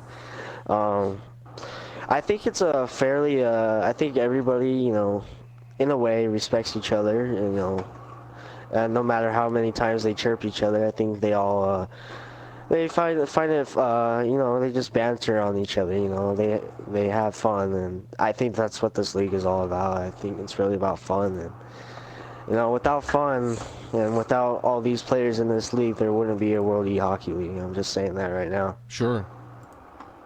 Absolutely. Yeah, I think I think that there's your group of guys that do get pissed off and do take it a bit far, and then there's there's a group of guys that go out there, yeah, we chirp, yeah, we just have fun with it. Like, I mean, on multiple occasions, I don't know if any of you guys follow the Discord, but at like I don't know, probably 1 o'clock in the morning, Eastern. Like, the thing just goes off, and it's kind of it's a lot of us. It's a lot of the same guys. I mean, me impartial to it. Like, we just kind of sit there and yeah, it's all in fun, and you kind of wean out the guys that aren't here to have fun. Right. It kind of, those guys come and go, and the guys that are here to have fun and enjoy it, they stay, and it. Just one person at a time, really. Anybody can get pissed off, and anybody can kind of, oh, well, he said this or he said that, and it's like, okay, yeah, I get that, but like, we're all here for one common thing. We all love playing NHL. We all love the game. We all love the competitive side of it, but don't let the competitiveness of it overtake, the fun side of it, I guess you could say. Right. That's good to see. I mean, like I've said over and over again, there are a lot of guys here I don't know, so it's kind of it's kind of been a learning experience to know some of the guys here that we've been able to talk to. But it's good to see that. I mean, you don't want anybody to take it too seriously. I've been in some chats recently where I'm hearing people telling people to get out of the party because they're trying to get ready for a game and they don't want them in the party until the game starts. I mean, it's just, you want to win, you want to take it somewhat seriously, but I still see some people take it just way too seriously. And yeah, to a certain extent, yeah, it just gets, go ahead. Chirping is good and everything, but I mean, it happens, chirping happens, but when you take it too far, it's just, it's just one of those things, kind of like, you gotta set the tone a little down there. I mean, especially when it gets, into the very deeper level of chirping, Right. But yeah. Yeah, I think it's good for guys to kind of voice their opinion, but again, don't you don't have to take it to the point of just getting mad and being so serious about it. It's like, okay, I get. We're playing a game. Like I said before, I get we're playing a game, and everybody wants to be serious, but nobody's walking away with $1 million cash prize at the end of these playoffs. Like, yeah, I can tell you that. Yeah, it's the MVP is not going to walk away with a new car like the MLB All-Star Game. Like, come on, sure. it doesn't happen. And that's I get everybody wants to be at that level, because you get the other some of the other esports like FIFA, and one of the biggest ones is NBA 2K, and they've got worldwide phenomenons of online gaming and leagues and whatnot, and it's everybody wants to help your league grow. Yeah, you've got a couple that the NHL do, but it's not nearly as big as what some of the other ones are, and everybody wants that, but you got to start off somewhere. You got to start off small. You got to start off, doing a podcast every Sunday night and hoping for the best. Sure. Like, I mean, that's just how it is. Don't take it too seriously. Just have fun, and it'll grow, and you can get serious after it grows. It looks like we may have Minnesota St. Louis about ready to start, so we'll take a look at that one. The other matches are waiting to start. Looks like everyone is pretty much in all the other dressing rooms, but from the feeds that we're looking at, but we're not seeing any starts just yet.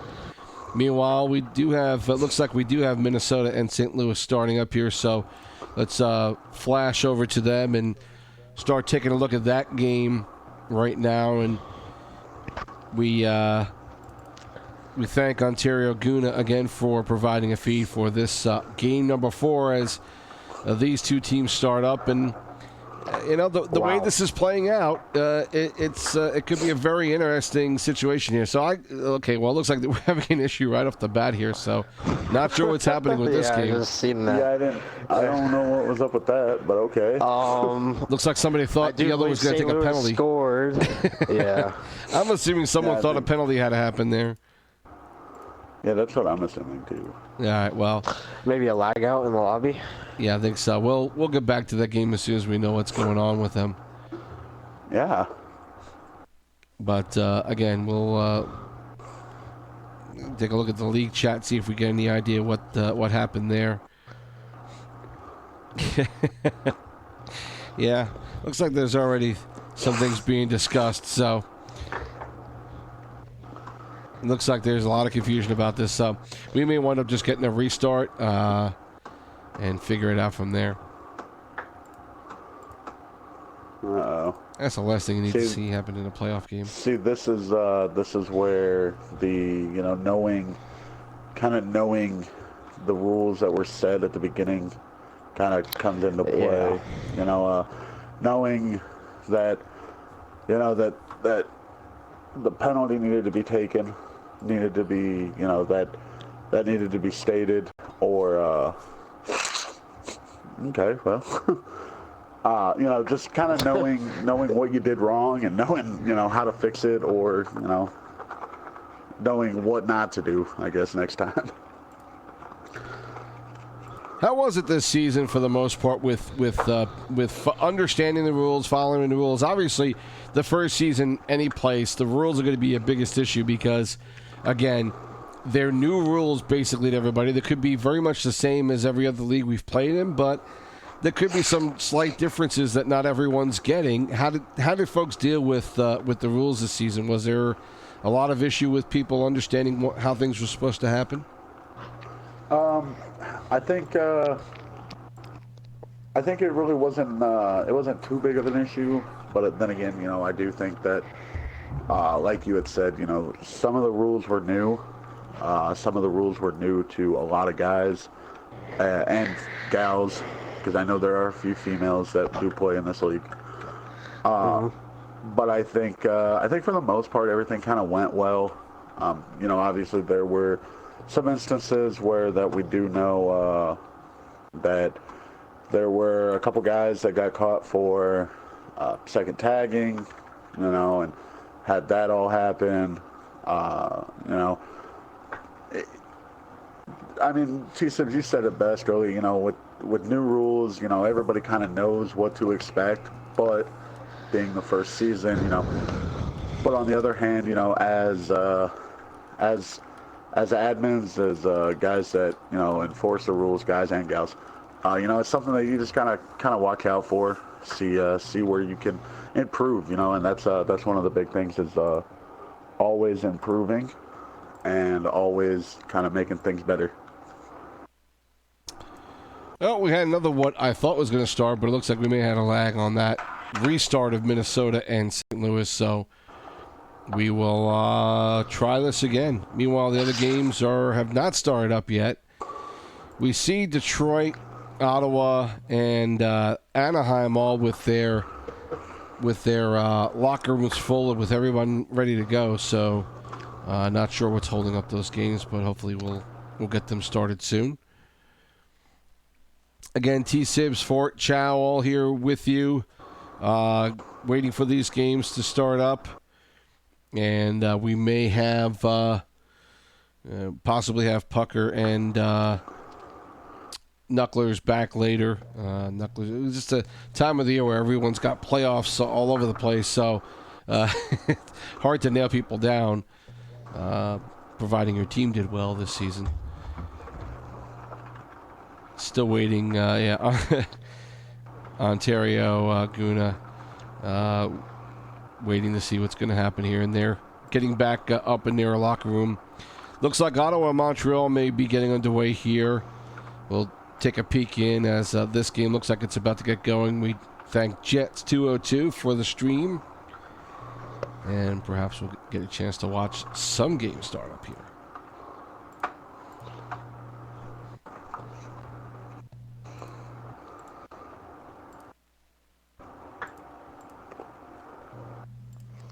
And it looks like there will be a penalty taken by Ottawa, so Montreal will start out with a power play.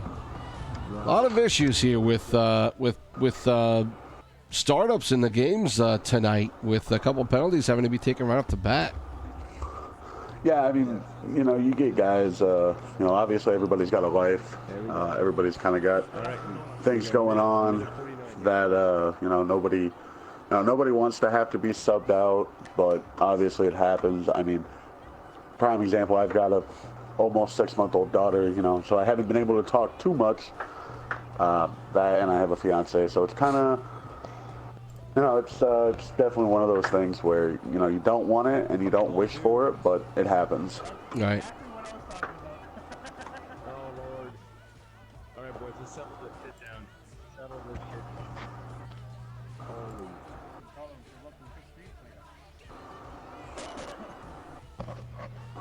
So you see a 5-on-3 for Montreal. Ottawa having to take 2 penalties. You need to protect that puck. Protect that puck.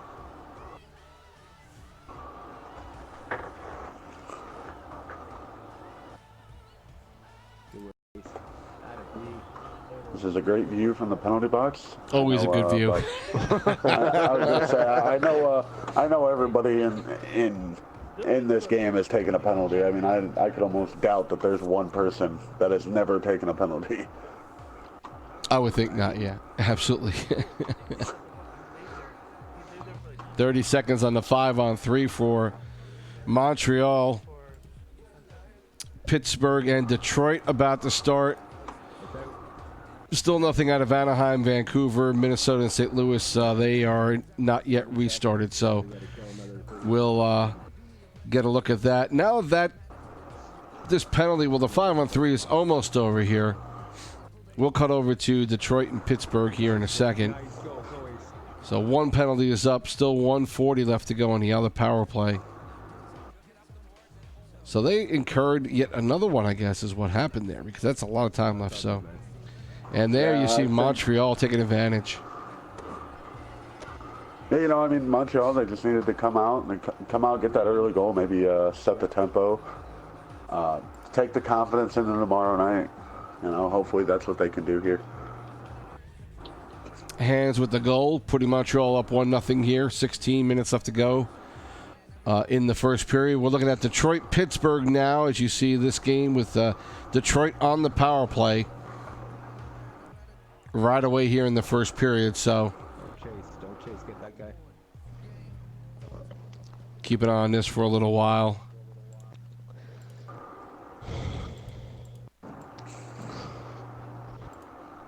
And Detroit, as you see, getting on the scoreboard, taking advantage of it. Wow. Yeah, a very, very, very slow, unlucky bounce there for Pittsburgh. Hopefully they can bounce back here. Keep an eye on Detroit and Pittsburgh here for a little while. Meanwhile, Ottawa has just tied the game up at 1. 13 minutes left to go in the first period there. Minnesota, St. Louis may be about ready to start. Looks like Anaheim and Vancouver have matched up and are about ready to go.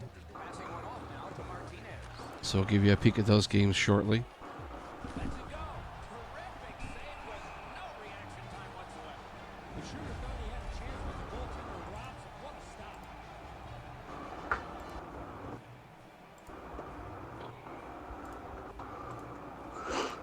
How's it going, guys? This is Pucker. I'm jumping back in. How you guys doing? Hey, Pucker. Hey, welcome back. What's going on, Pucker? What's going on? He didn't miss much. I could see. Oh yeah. We've had a bunch of lags with Minnesota and St. Louis. Looks like they're finally underway. Minnesota's going to start the period with a power play for the lagouts that went on here. So that is huge. That is huge for Minnesota there. They need to capitalize early and kind of, figure out what's going on. Anaheim, Vancouver underway now. Ottawa, Montreal tied up at 1. 7:17 left to go. Montreal gets another power play just now. And so far in this game, Detroit and Pittsburgh, we've seen the Red Wings get a power play, but also have good offensive opportunities, and Pittsburgh getting one there. It's a bit of a danger of being as offensively aggressive as Detroit is. The Pens had an opportunity there, able to march right into the goal. Yeah, you never like to see that. You never like to see the forward carry the puck and split the defense in the center, the two demon. It definitely puts your goalie on a one-on-one situation, and you got to avoid taking the penalty to cause a penalty shot on the back check when that happens. So I would expect Detroit to tighten up here and not let that happen again. Minnesota not able to take advantage of a power play, just under 17 left to go. And no score, St. Louis and Minnesota. Minnesota's going to regret that later on. St. Louis is so high-powered, you need to take advantage of every opportunity that you get. We'll switch over to Montreal, Ottawa 1-1 here in the first with a power play for Montreal, and see what they're capable of doing with this one for a little bit as we have a few more minutes left to go in the minute left to go in the power play. A little more than 4 left to go, as you see in the period.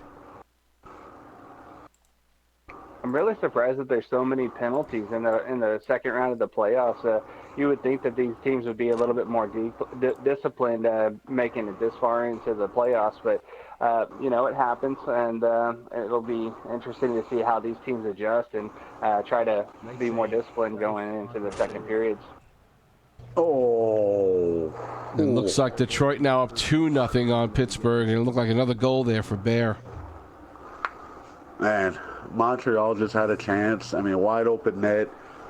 Just shot it right into the goalie's glove. The Ottawa definitely caught a break there. You know that Ottawa player wants that opportunity back and is kind of kicking himself.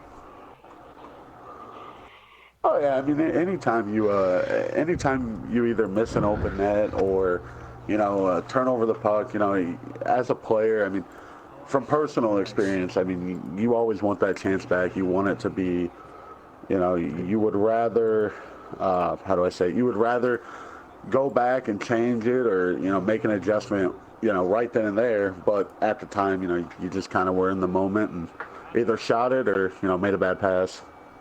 St. Louis has just taken a 2-0 lead, 9:42 left to go in the first. Sorry about that.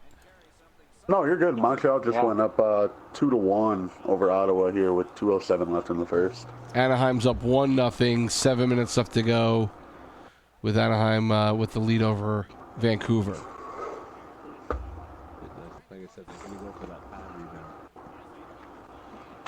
Detroit still up 2-0, approaching the 1-minute mark in the first period.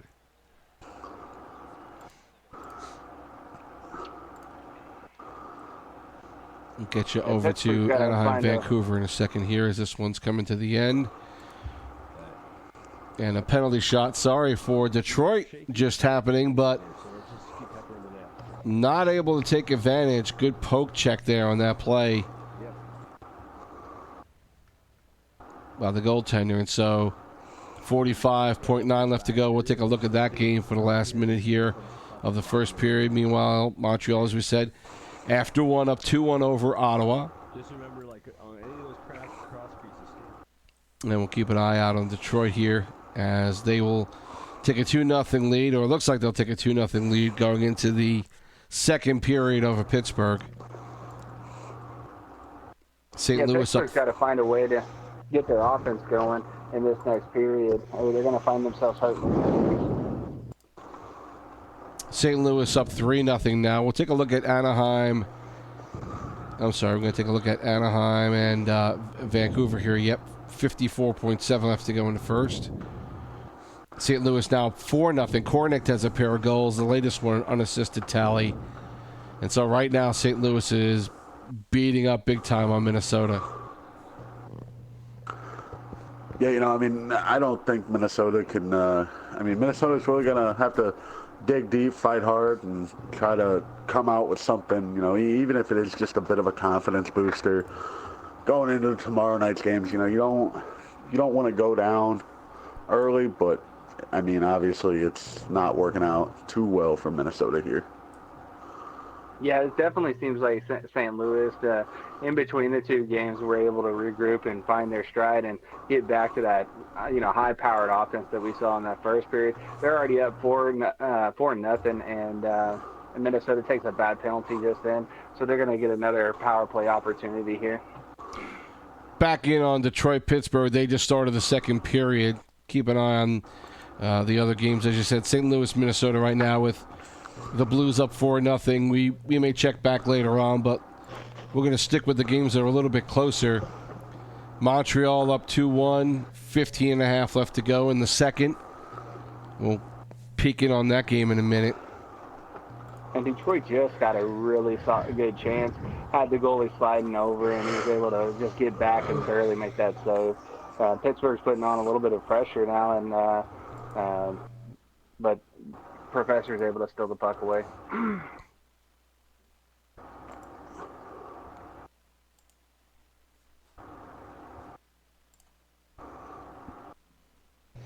Montreal's on a power play right now, still leading 2-1 over Ottawa.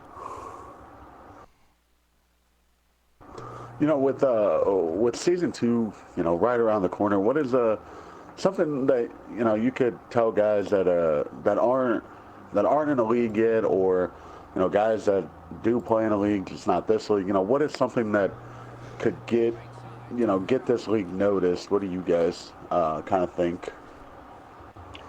Well, I've been really impressed with our media team. This is a new league. It gives people a chance to start their league, their gaming career as far as a virtual hockey career, and make a name for themselves. So anybody that hasn't been in the league yet, I'd highly recommend checking us out and giving it a chance. This is a great league to dip your feet into league, play, and kind of be able to grow. Yeah, I mean, obviously the growing is always, it's always the main factor in what we want. T-Sibs, like we have talked in the past, you've seen a lot of guys out in this league that, you may not have heard of before, or guys that you may not know. Right. Yeah, I mean, I think there, that's the thing. I think maybe there are a lot of guys in this league who haven't been exposed to what a league can bring you, and you guys have done your best and have done a damn good job so far of trying to get people to understand what's going on within the league by doing the shows that you do. And I think that's a great point. I think if we get more folks involved in media, more things discussed, I think that's going to help out. We see Pittsburgh getting on the board now. Finally, it's now 2-1. Meanwhile, Montreal has just scored. They're ahead now 3-1 halfway through the second. But I think Pittsburgh's running a pretty aggressive forecheck, and we'll see if that pays off for them. I think a lot of what you guys said, it's important. It's about getting the word out. It's about having, getting Discord out to people. It's about talking to other people that we play with in other leagues, and getting them to know what's going on with this league. And I think if we do that, people will come here. They're always looking for another league, and they're always looking to see if anyone's doing anything better. And you see Detroit now coming back with their goal, second goal of the game there, looks like for Bear. So he's been a pretty big force tonight in this game for Detroit. How many tallies is that for him total? I think he had 2 in the first game, if I'm not mistaken. So I think he's got 4 goals on the night. I think that's the case. It's a big night in the playoffs.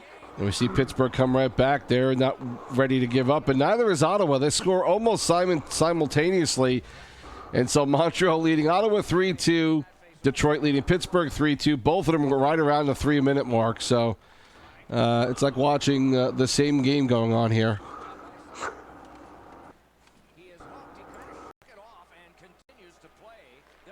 So from your guys' perspectives, what's something that you guys would like to see that's not currently in the league that you'd like to see implemented next season?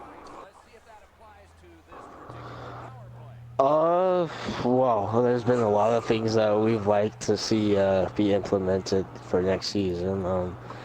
I think we all need to get together. I know there's been discussion. We need to get admin and media team involved together and figure this whole situation out. You know, obviously the whole maybe the sports engine thing isn't going to work out so well. So maybe there could be consideration of moving to a different type of sort of a different type of stats engine. But obviously, I think media needs to be more promoted more, and obviously, seeing the pregame lines is also huge. I want to thank you, Pucker, for giving that available to us, media. So that's always helpful, calling games and stuff. So also, I think that'd be a cool idea to possibly put a pregame line, like you could enter your pregame line on like the website or something. I don't know, for owners or GMs or whatever. Another thing is, you know what I noticed most on the site is it doesn't list the player's position specifically. Right. Yeah. That's what I noticed. Yeah. That's a big disappointment. This sports engine is really great for anybody that's doing some type of rec league where you've got youthful players that are kind of used interchangeably. They don't really have positions, and it was retrofitted for our purpose this season. And it got a lot of great applications and features, but that is definitely one of the downsides to this particular format to host the league. I've heard talk of different options going into next season, so I'm sure that those discussions will continue, and we'll definitely pick the best option as far as stats goes. But that's something I would definitely like to see as well as defensive stats versus offensive stats. You're not expecting them to produce the same things. And so it's going to be, if we can get those hammered out, I think owners, GMs will have a better chance of finding the right players for their teams. So I'm right there with you, boys. Yeah, I think one of the big things that I know we've talked about on our podcast, along with, I know we've kind of brought it up to some other guys, is maybe, we did the bidding system this year. I can understand first year, you want to try something different, become unique, it is kind of hard to cover the bidding system. Maybe if we did like even a 1 to 2 day draft next season, we could cover, do a live draft, and then, then you can really get guys into it that are watching, well, where did I get drafted? And it, even that would kind of help guys kind of know who their owners are, along with who to contact for certain things. We see Montreal, taking a lead here 4-2 in the third period. And Pittsburgh and Detroit still going on. That one's going to be starting up soon for the third period. Detroit, I just see ahead 3-2. Let's kick over to Montreal and Ottawa right now. Meanwhile, it's St. Louis leading Minnesota now 4-1, 16 and a half minutes left to go in the third. 13 minutes left to go in the third period. Anaheim up 5-0 on Vancouver. I think that's the biggest spread that we've seen in the series so far between those two teams, isn't it? Yeah, I think so. Between Vancouver and Anaheim, yeah, I believe that's the case. Yeah. 5-goal lead. Yeah. Yeah, they've been playing pretty tight games. Kind of surprised to see that been put up that many. We see Montreal, going up 5-2 now over Ottawa. Meanwhile, it was Pittsburgh tying the game up. So let's take a look at that game now for a little while. We'll get you caught up on the others as we get some finals. Minnesota just get on the board now again, 4-2 St. Louis. 14:26 left to go in the third. We'll keep an eye on that one. Anaheim up now 6-0, 12 minutes left to go in the third period.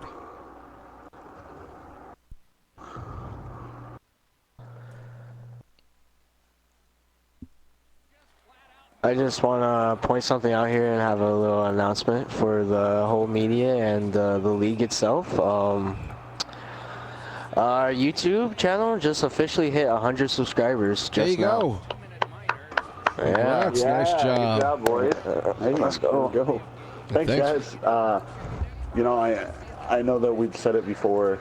Now the road to 150 starts, and at that, the 150, we'll be doing a giveaway on our YouTube channel during one of our podcasts.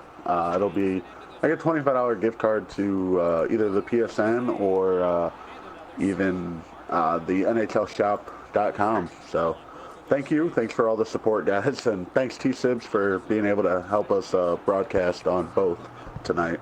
Oh, no problem, man. My pleasure. It's been a lot of fun doing this so far.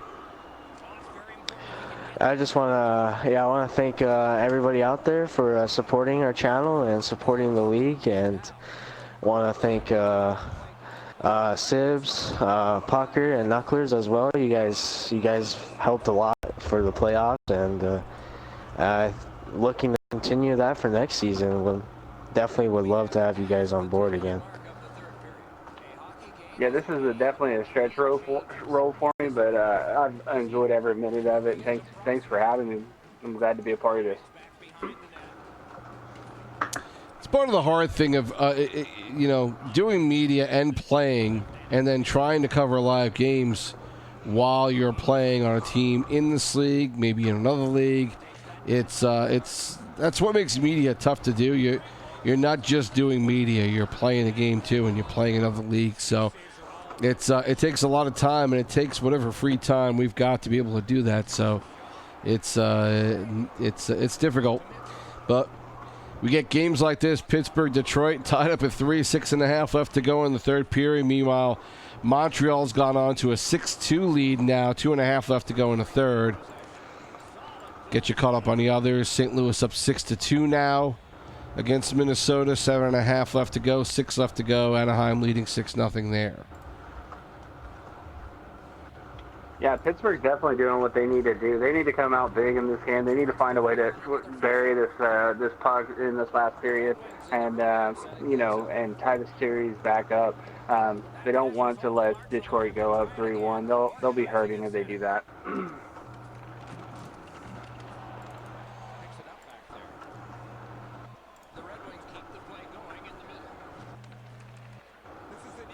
Anaheim with yet another goal. They're out now up 7-0. Sorry, go ahead. I was just going to say, so far that aggressive forecheck for Pittsburgh has paid off, and it looks like they're kind of adjusting a little bit more now and going back to the neutral zone trap. So a good adjustments by Pittsburgh to change the pace of this game and make this more competitive than the last one. Looked like Pittsburgh had a goal there, but it's going to get waved off. Possibly. And yeah, it was. Wow. So close there for Pittsburgh. You absolutely hate to see that goal get taken away. It takes the wind out of your sails, and it's really heartbreaking. They're going to want that one back big time.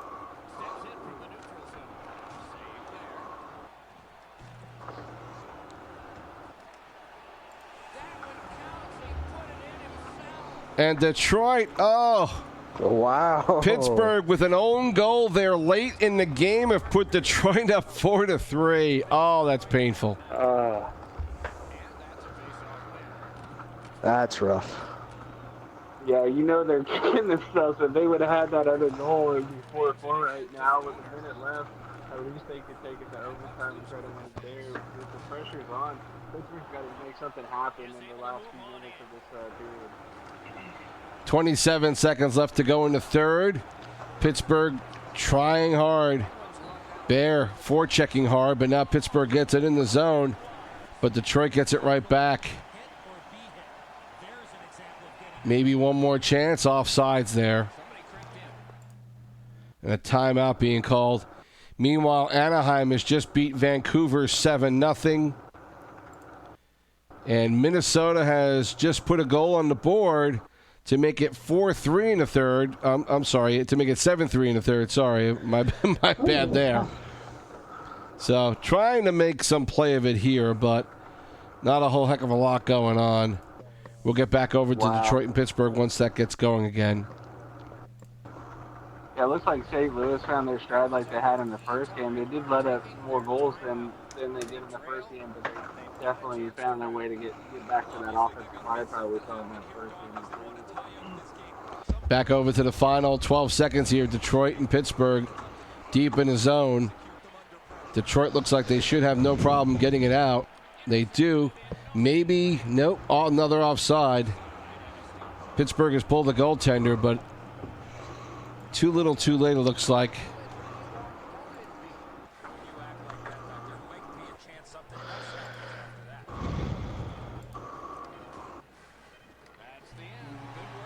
And Detroit has won this game 4-3. Yeah, that is that's devastating. Final score from Minnesota and St. Louis is 8-3 St. Louis. Montreal also just finished off the Sens as well. That won 7-3. And we had a 7-0 win for Anaheim over Vancouver. So all the game number 4 now are complete, and look like a couple. Every team had a bit of an issue trying to finish out their games there. I passed Kornak both with a pair of goals in that game for St. Louis as we're getting a quick look at their stats, but all the games have been completed now, and we'll take a look at the playoff scoring now for, as you see, all 4 games in these series. I haven't quite updated everything there, but we will. I'll show you that in a second here. But guys, again, some interesting games here and a couple of blowouts. Three real blowouts when you look at it. Looked like Montreal and the Sens game was close for a while there, and then Montreal pours it on. But Anaheim really beating up on Vancouver in Game 4. Tonight's games, you would think 4 different teams played in games 3 and 4 in that series. And now, again, that series tied up at 2 games apiece. So really up and down for those 2 teams. And I'm not sure if I know what to expect from this series, Vancouver and Anaheim. It really seems to be a crapshoot. Is the mismatch on lines that big of a difference here? Yeah, it certainly seems like it must have been. This is the first time we've seen the Anaheim Ducks be able to put up 7 goals. They haven't put up 7 goals in the previous three games combined, so this is a huge game for them. And they absolutely needed it, being down 2-1 in the series. It'll be interesting to see if they can go into Game 5 and 6 and just finish this out with this high-powered offense for the rest of the way. Again, we'll take a look at the grid here. As you see, St. Louis and Montreal Red Wings all lead their series 3-1. All have a chance to finish it out tomorrow night. Meanwhile, series tied between Vancouver and Anaheim at 2 games apiece. And do we have? Yeah, we do have Pucker back here. Let me ask that same question I asked you before we started these games tonight. Which series is most likely to close out in Game 5 tomorrow night? Is it Minnesota St. Louis still in your mind, or do you think Montreal is beating up enough on the Sens in this game number 4? any one of these series stand out that might close out in 5 games tomorrow night?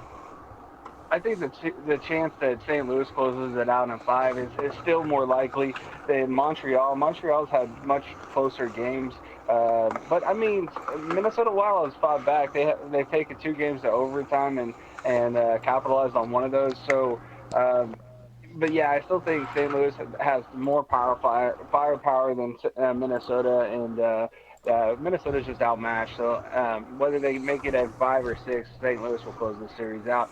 On the other side, Montreal, I've been really impressed with them. They really have found a consistent way to get, they're averaging more than 4 goals a game, and Ottawa hasn't even scored 4 goals in one game yet. So I think Montreal will close it out tomorrow as well in Game 5. I think both of them have a very good chance to close these series out. Fort and Dog, you guys have been obviously covering this closely all year long. The way these series have played out, especially Montreal and Ottawa, it just, the play seems to be close, and then all of a sudden something is happening late second, midway through the third, and all of a sudden these teams just seem to be taking off. Is this the way the play has been all season long, or is this, are we seeing a different type of hockey in the playoffs with these teams? Truthfully, in the St. Louis manner, to be honest, I think St. Louis has been like that all season. Detroit, I really wasn't expecting Detroit to make it this far, so I really didn't have my eye on them too much throughout the season. You kind of look for the Philly boys that I thought were going to make it to this far. Well, weren't. Right. And then you had Seattle, who's not. I think both their picks were out yeah. at the beginning of the season, yeah. Yeah, and, so, you just kind of, truthfully, it's a lot of guys here that are, wanting to prove everybody wrong that there wasn't just the 2 main teams in the league. And, there's a good possibility that, if I had to say, a number, I'd probably say, an 80-20 now that St. Louis finishes it in 5. And I really would say that, you got a 50-50 chance on whether or not the Ottawa Senators and the Montreal Canadiens game goes, to 7, truthfully, because, you really could. They've got the talent, they've got the depth on both teams to do it. So, maybe we'll see a surprise Game 7 sometime. And what about the way this series, Detroit and Pittsburgh? To me, it seems to be the most entertaining of the 4 that we've seen. Montreal and Ottawa, kind of were there, except for this game number 4, the way we see things play out. But Detroit, Pittsburgh, two of the wins by Detroit have been 4-3 wins, where it was right down to the wire whether or not they were going to win the game. This series to me is lived up to expectation. 3-1 or 2-2 either way certainly seems to be reasonable, and considering that 2 games were 1-goal victories, it's played out, with the level of talent between these 2 teams, Detroit and Pittsburgh. Yeah, both teams have great talent, great skill. A great group of guys on both sides. I don't want to count Pittsburgh out of it. Obviously, it was a devastating loss tonight. You put one in your own net, it's never a fun time. But I think tomorrow, Pittsburgh's got to come out strong in that first game, and in that first period in the first game tomorrow. If they don't come out strong, I think Detroit will just kind of have their way with them.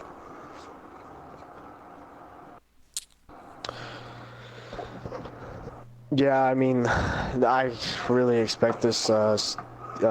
Obviously, the Detroit-Pittsburgh series has been really entertaining so far, so Wouldn't surprise me though. I mean, Detroit's been playing really outstanding, and I think, if I'm not understood, I think their top line has played 2 games at least so far. So expect them to say Pittsburgh wins tomorrow night, Game 5, and then you could probably expect Detroit's top line out there for Game 6 and closing it out.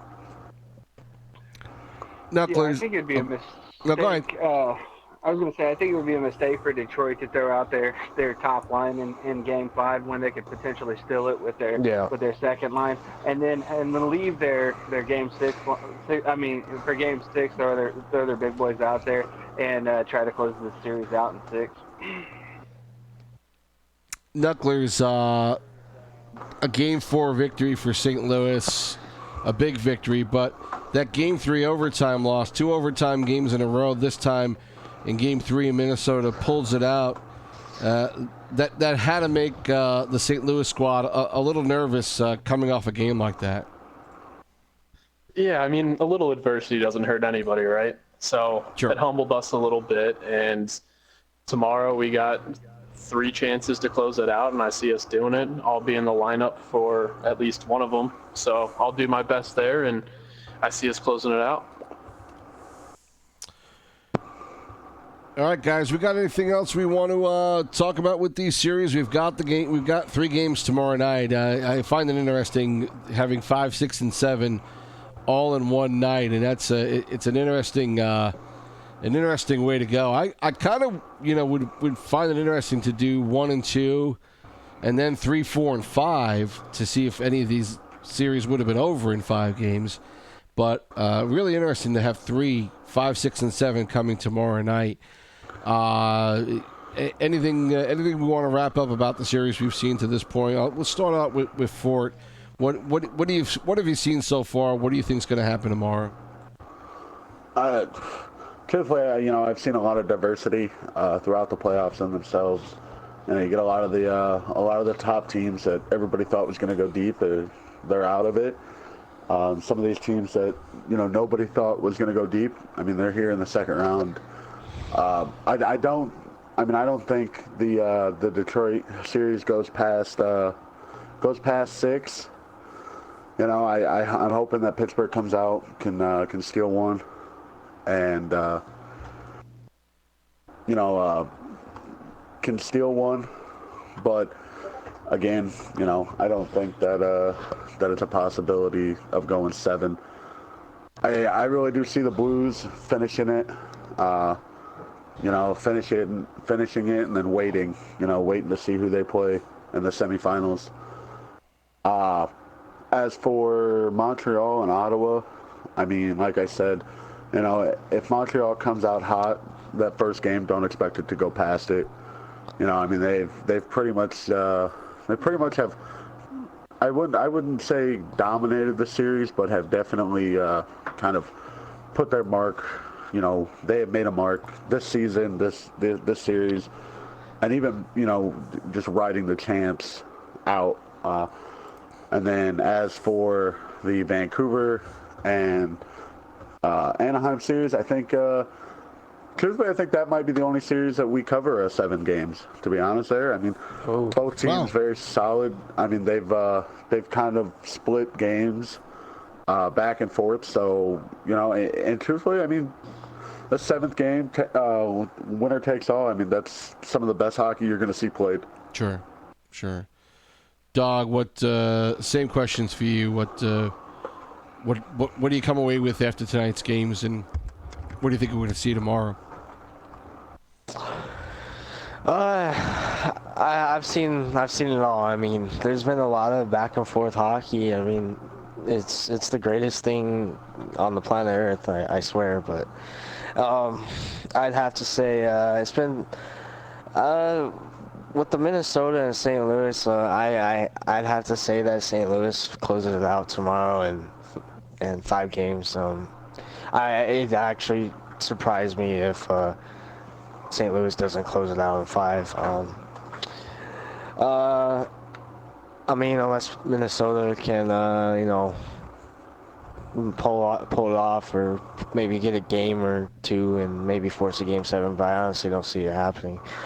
For the Detroit-Pittsburgh series, that's been a really entertaining series to watch.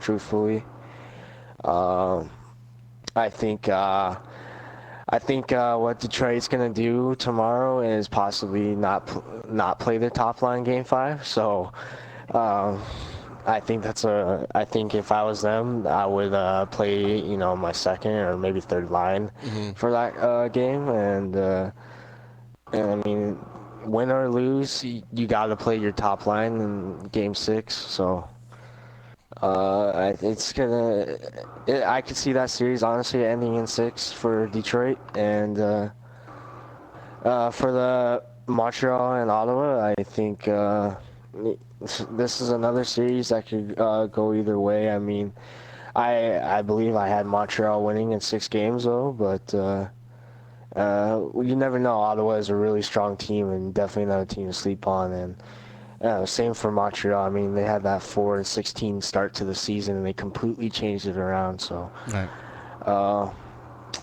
I'd have to say Montreal takes it tomorrow night.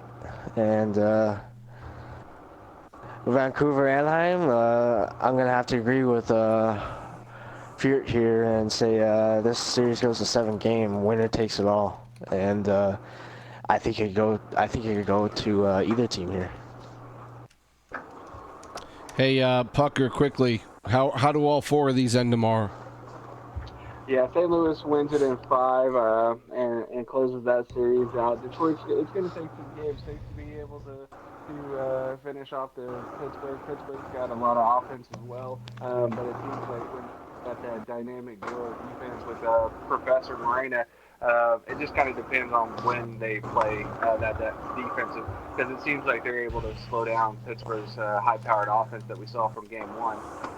Jumping over to the Vancouver and Anaheim, I think it definitely could go to Game 7, but I would like to see Anaheim really put some pressure on Vancouver in Game 5 and really come out strong.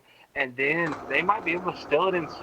I know it's been a close-fought battle the entire time, but we may just see Anaheim continue to put the pedal to the metal and find a way to win Game 5 and 6. So I'm going to say Anaheim in 6, and then jumping over to Montreal and Ottawa, I've got to take the Montreal Canadiens in 5. They've just had more gas in their tank this entire series and have dominated every game, even the close one that Ottawa was able to pull out.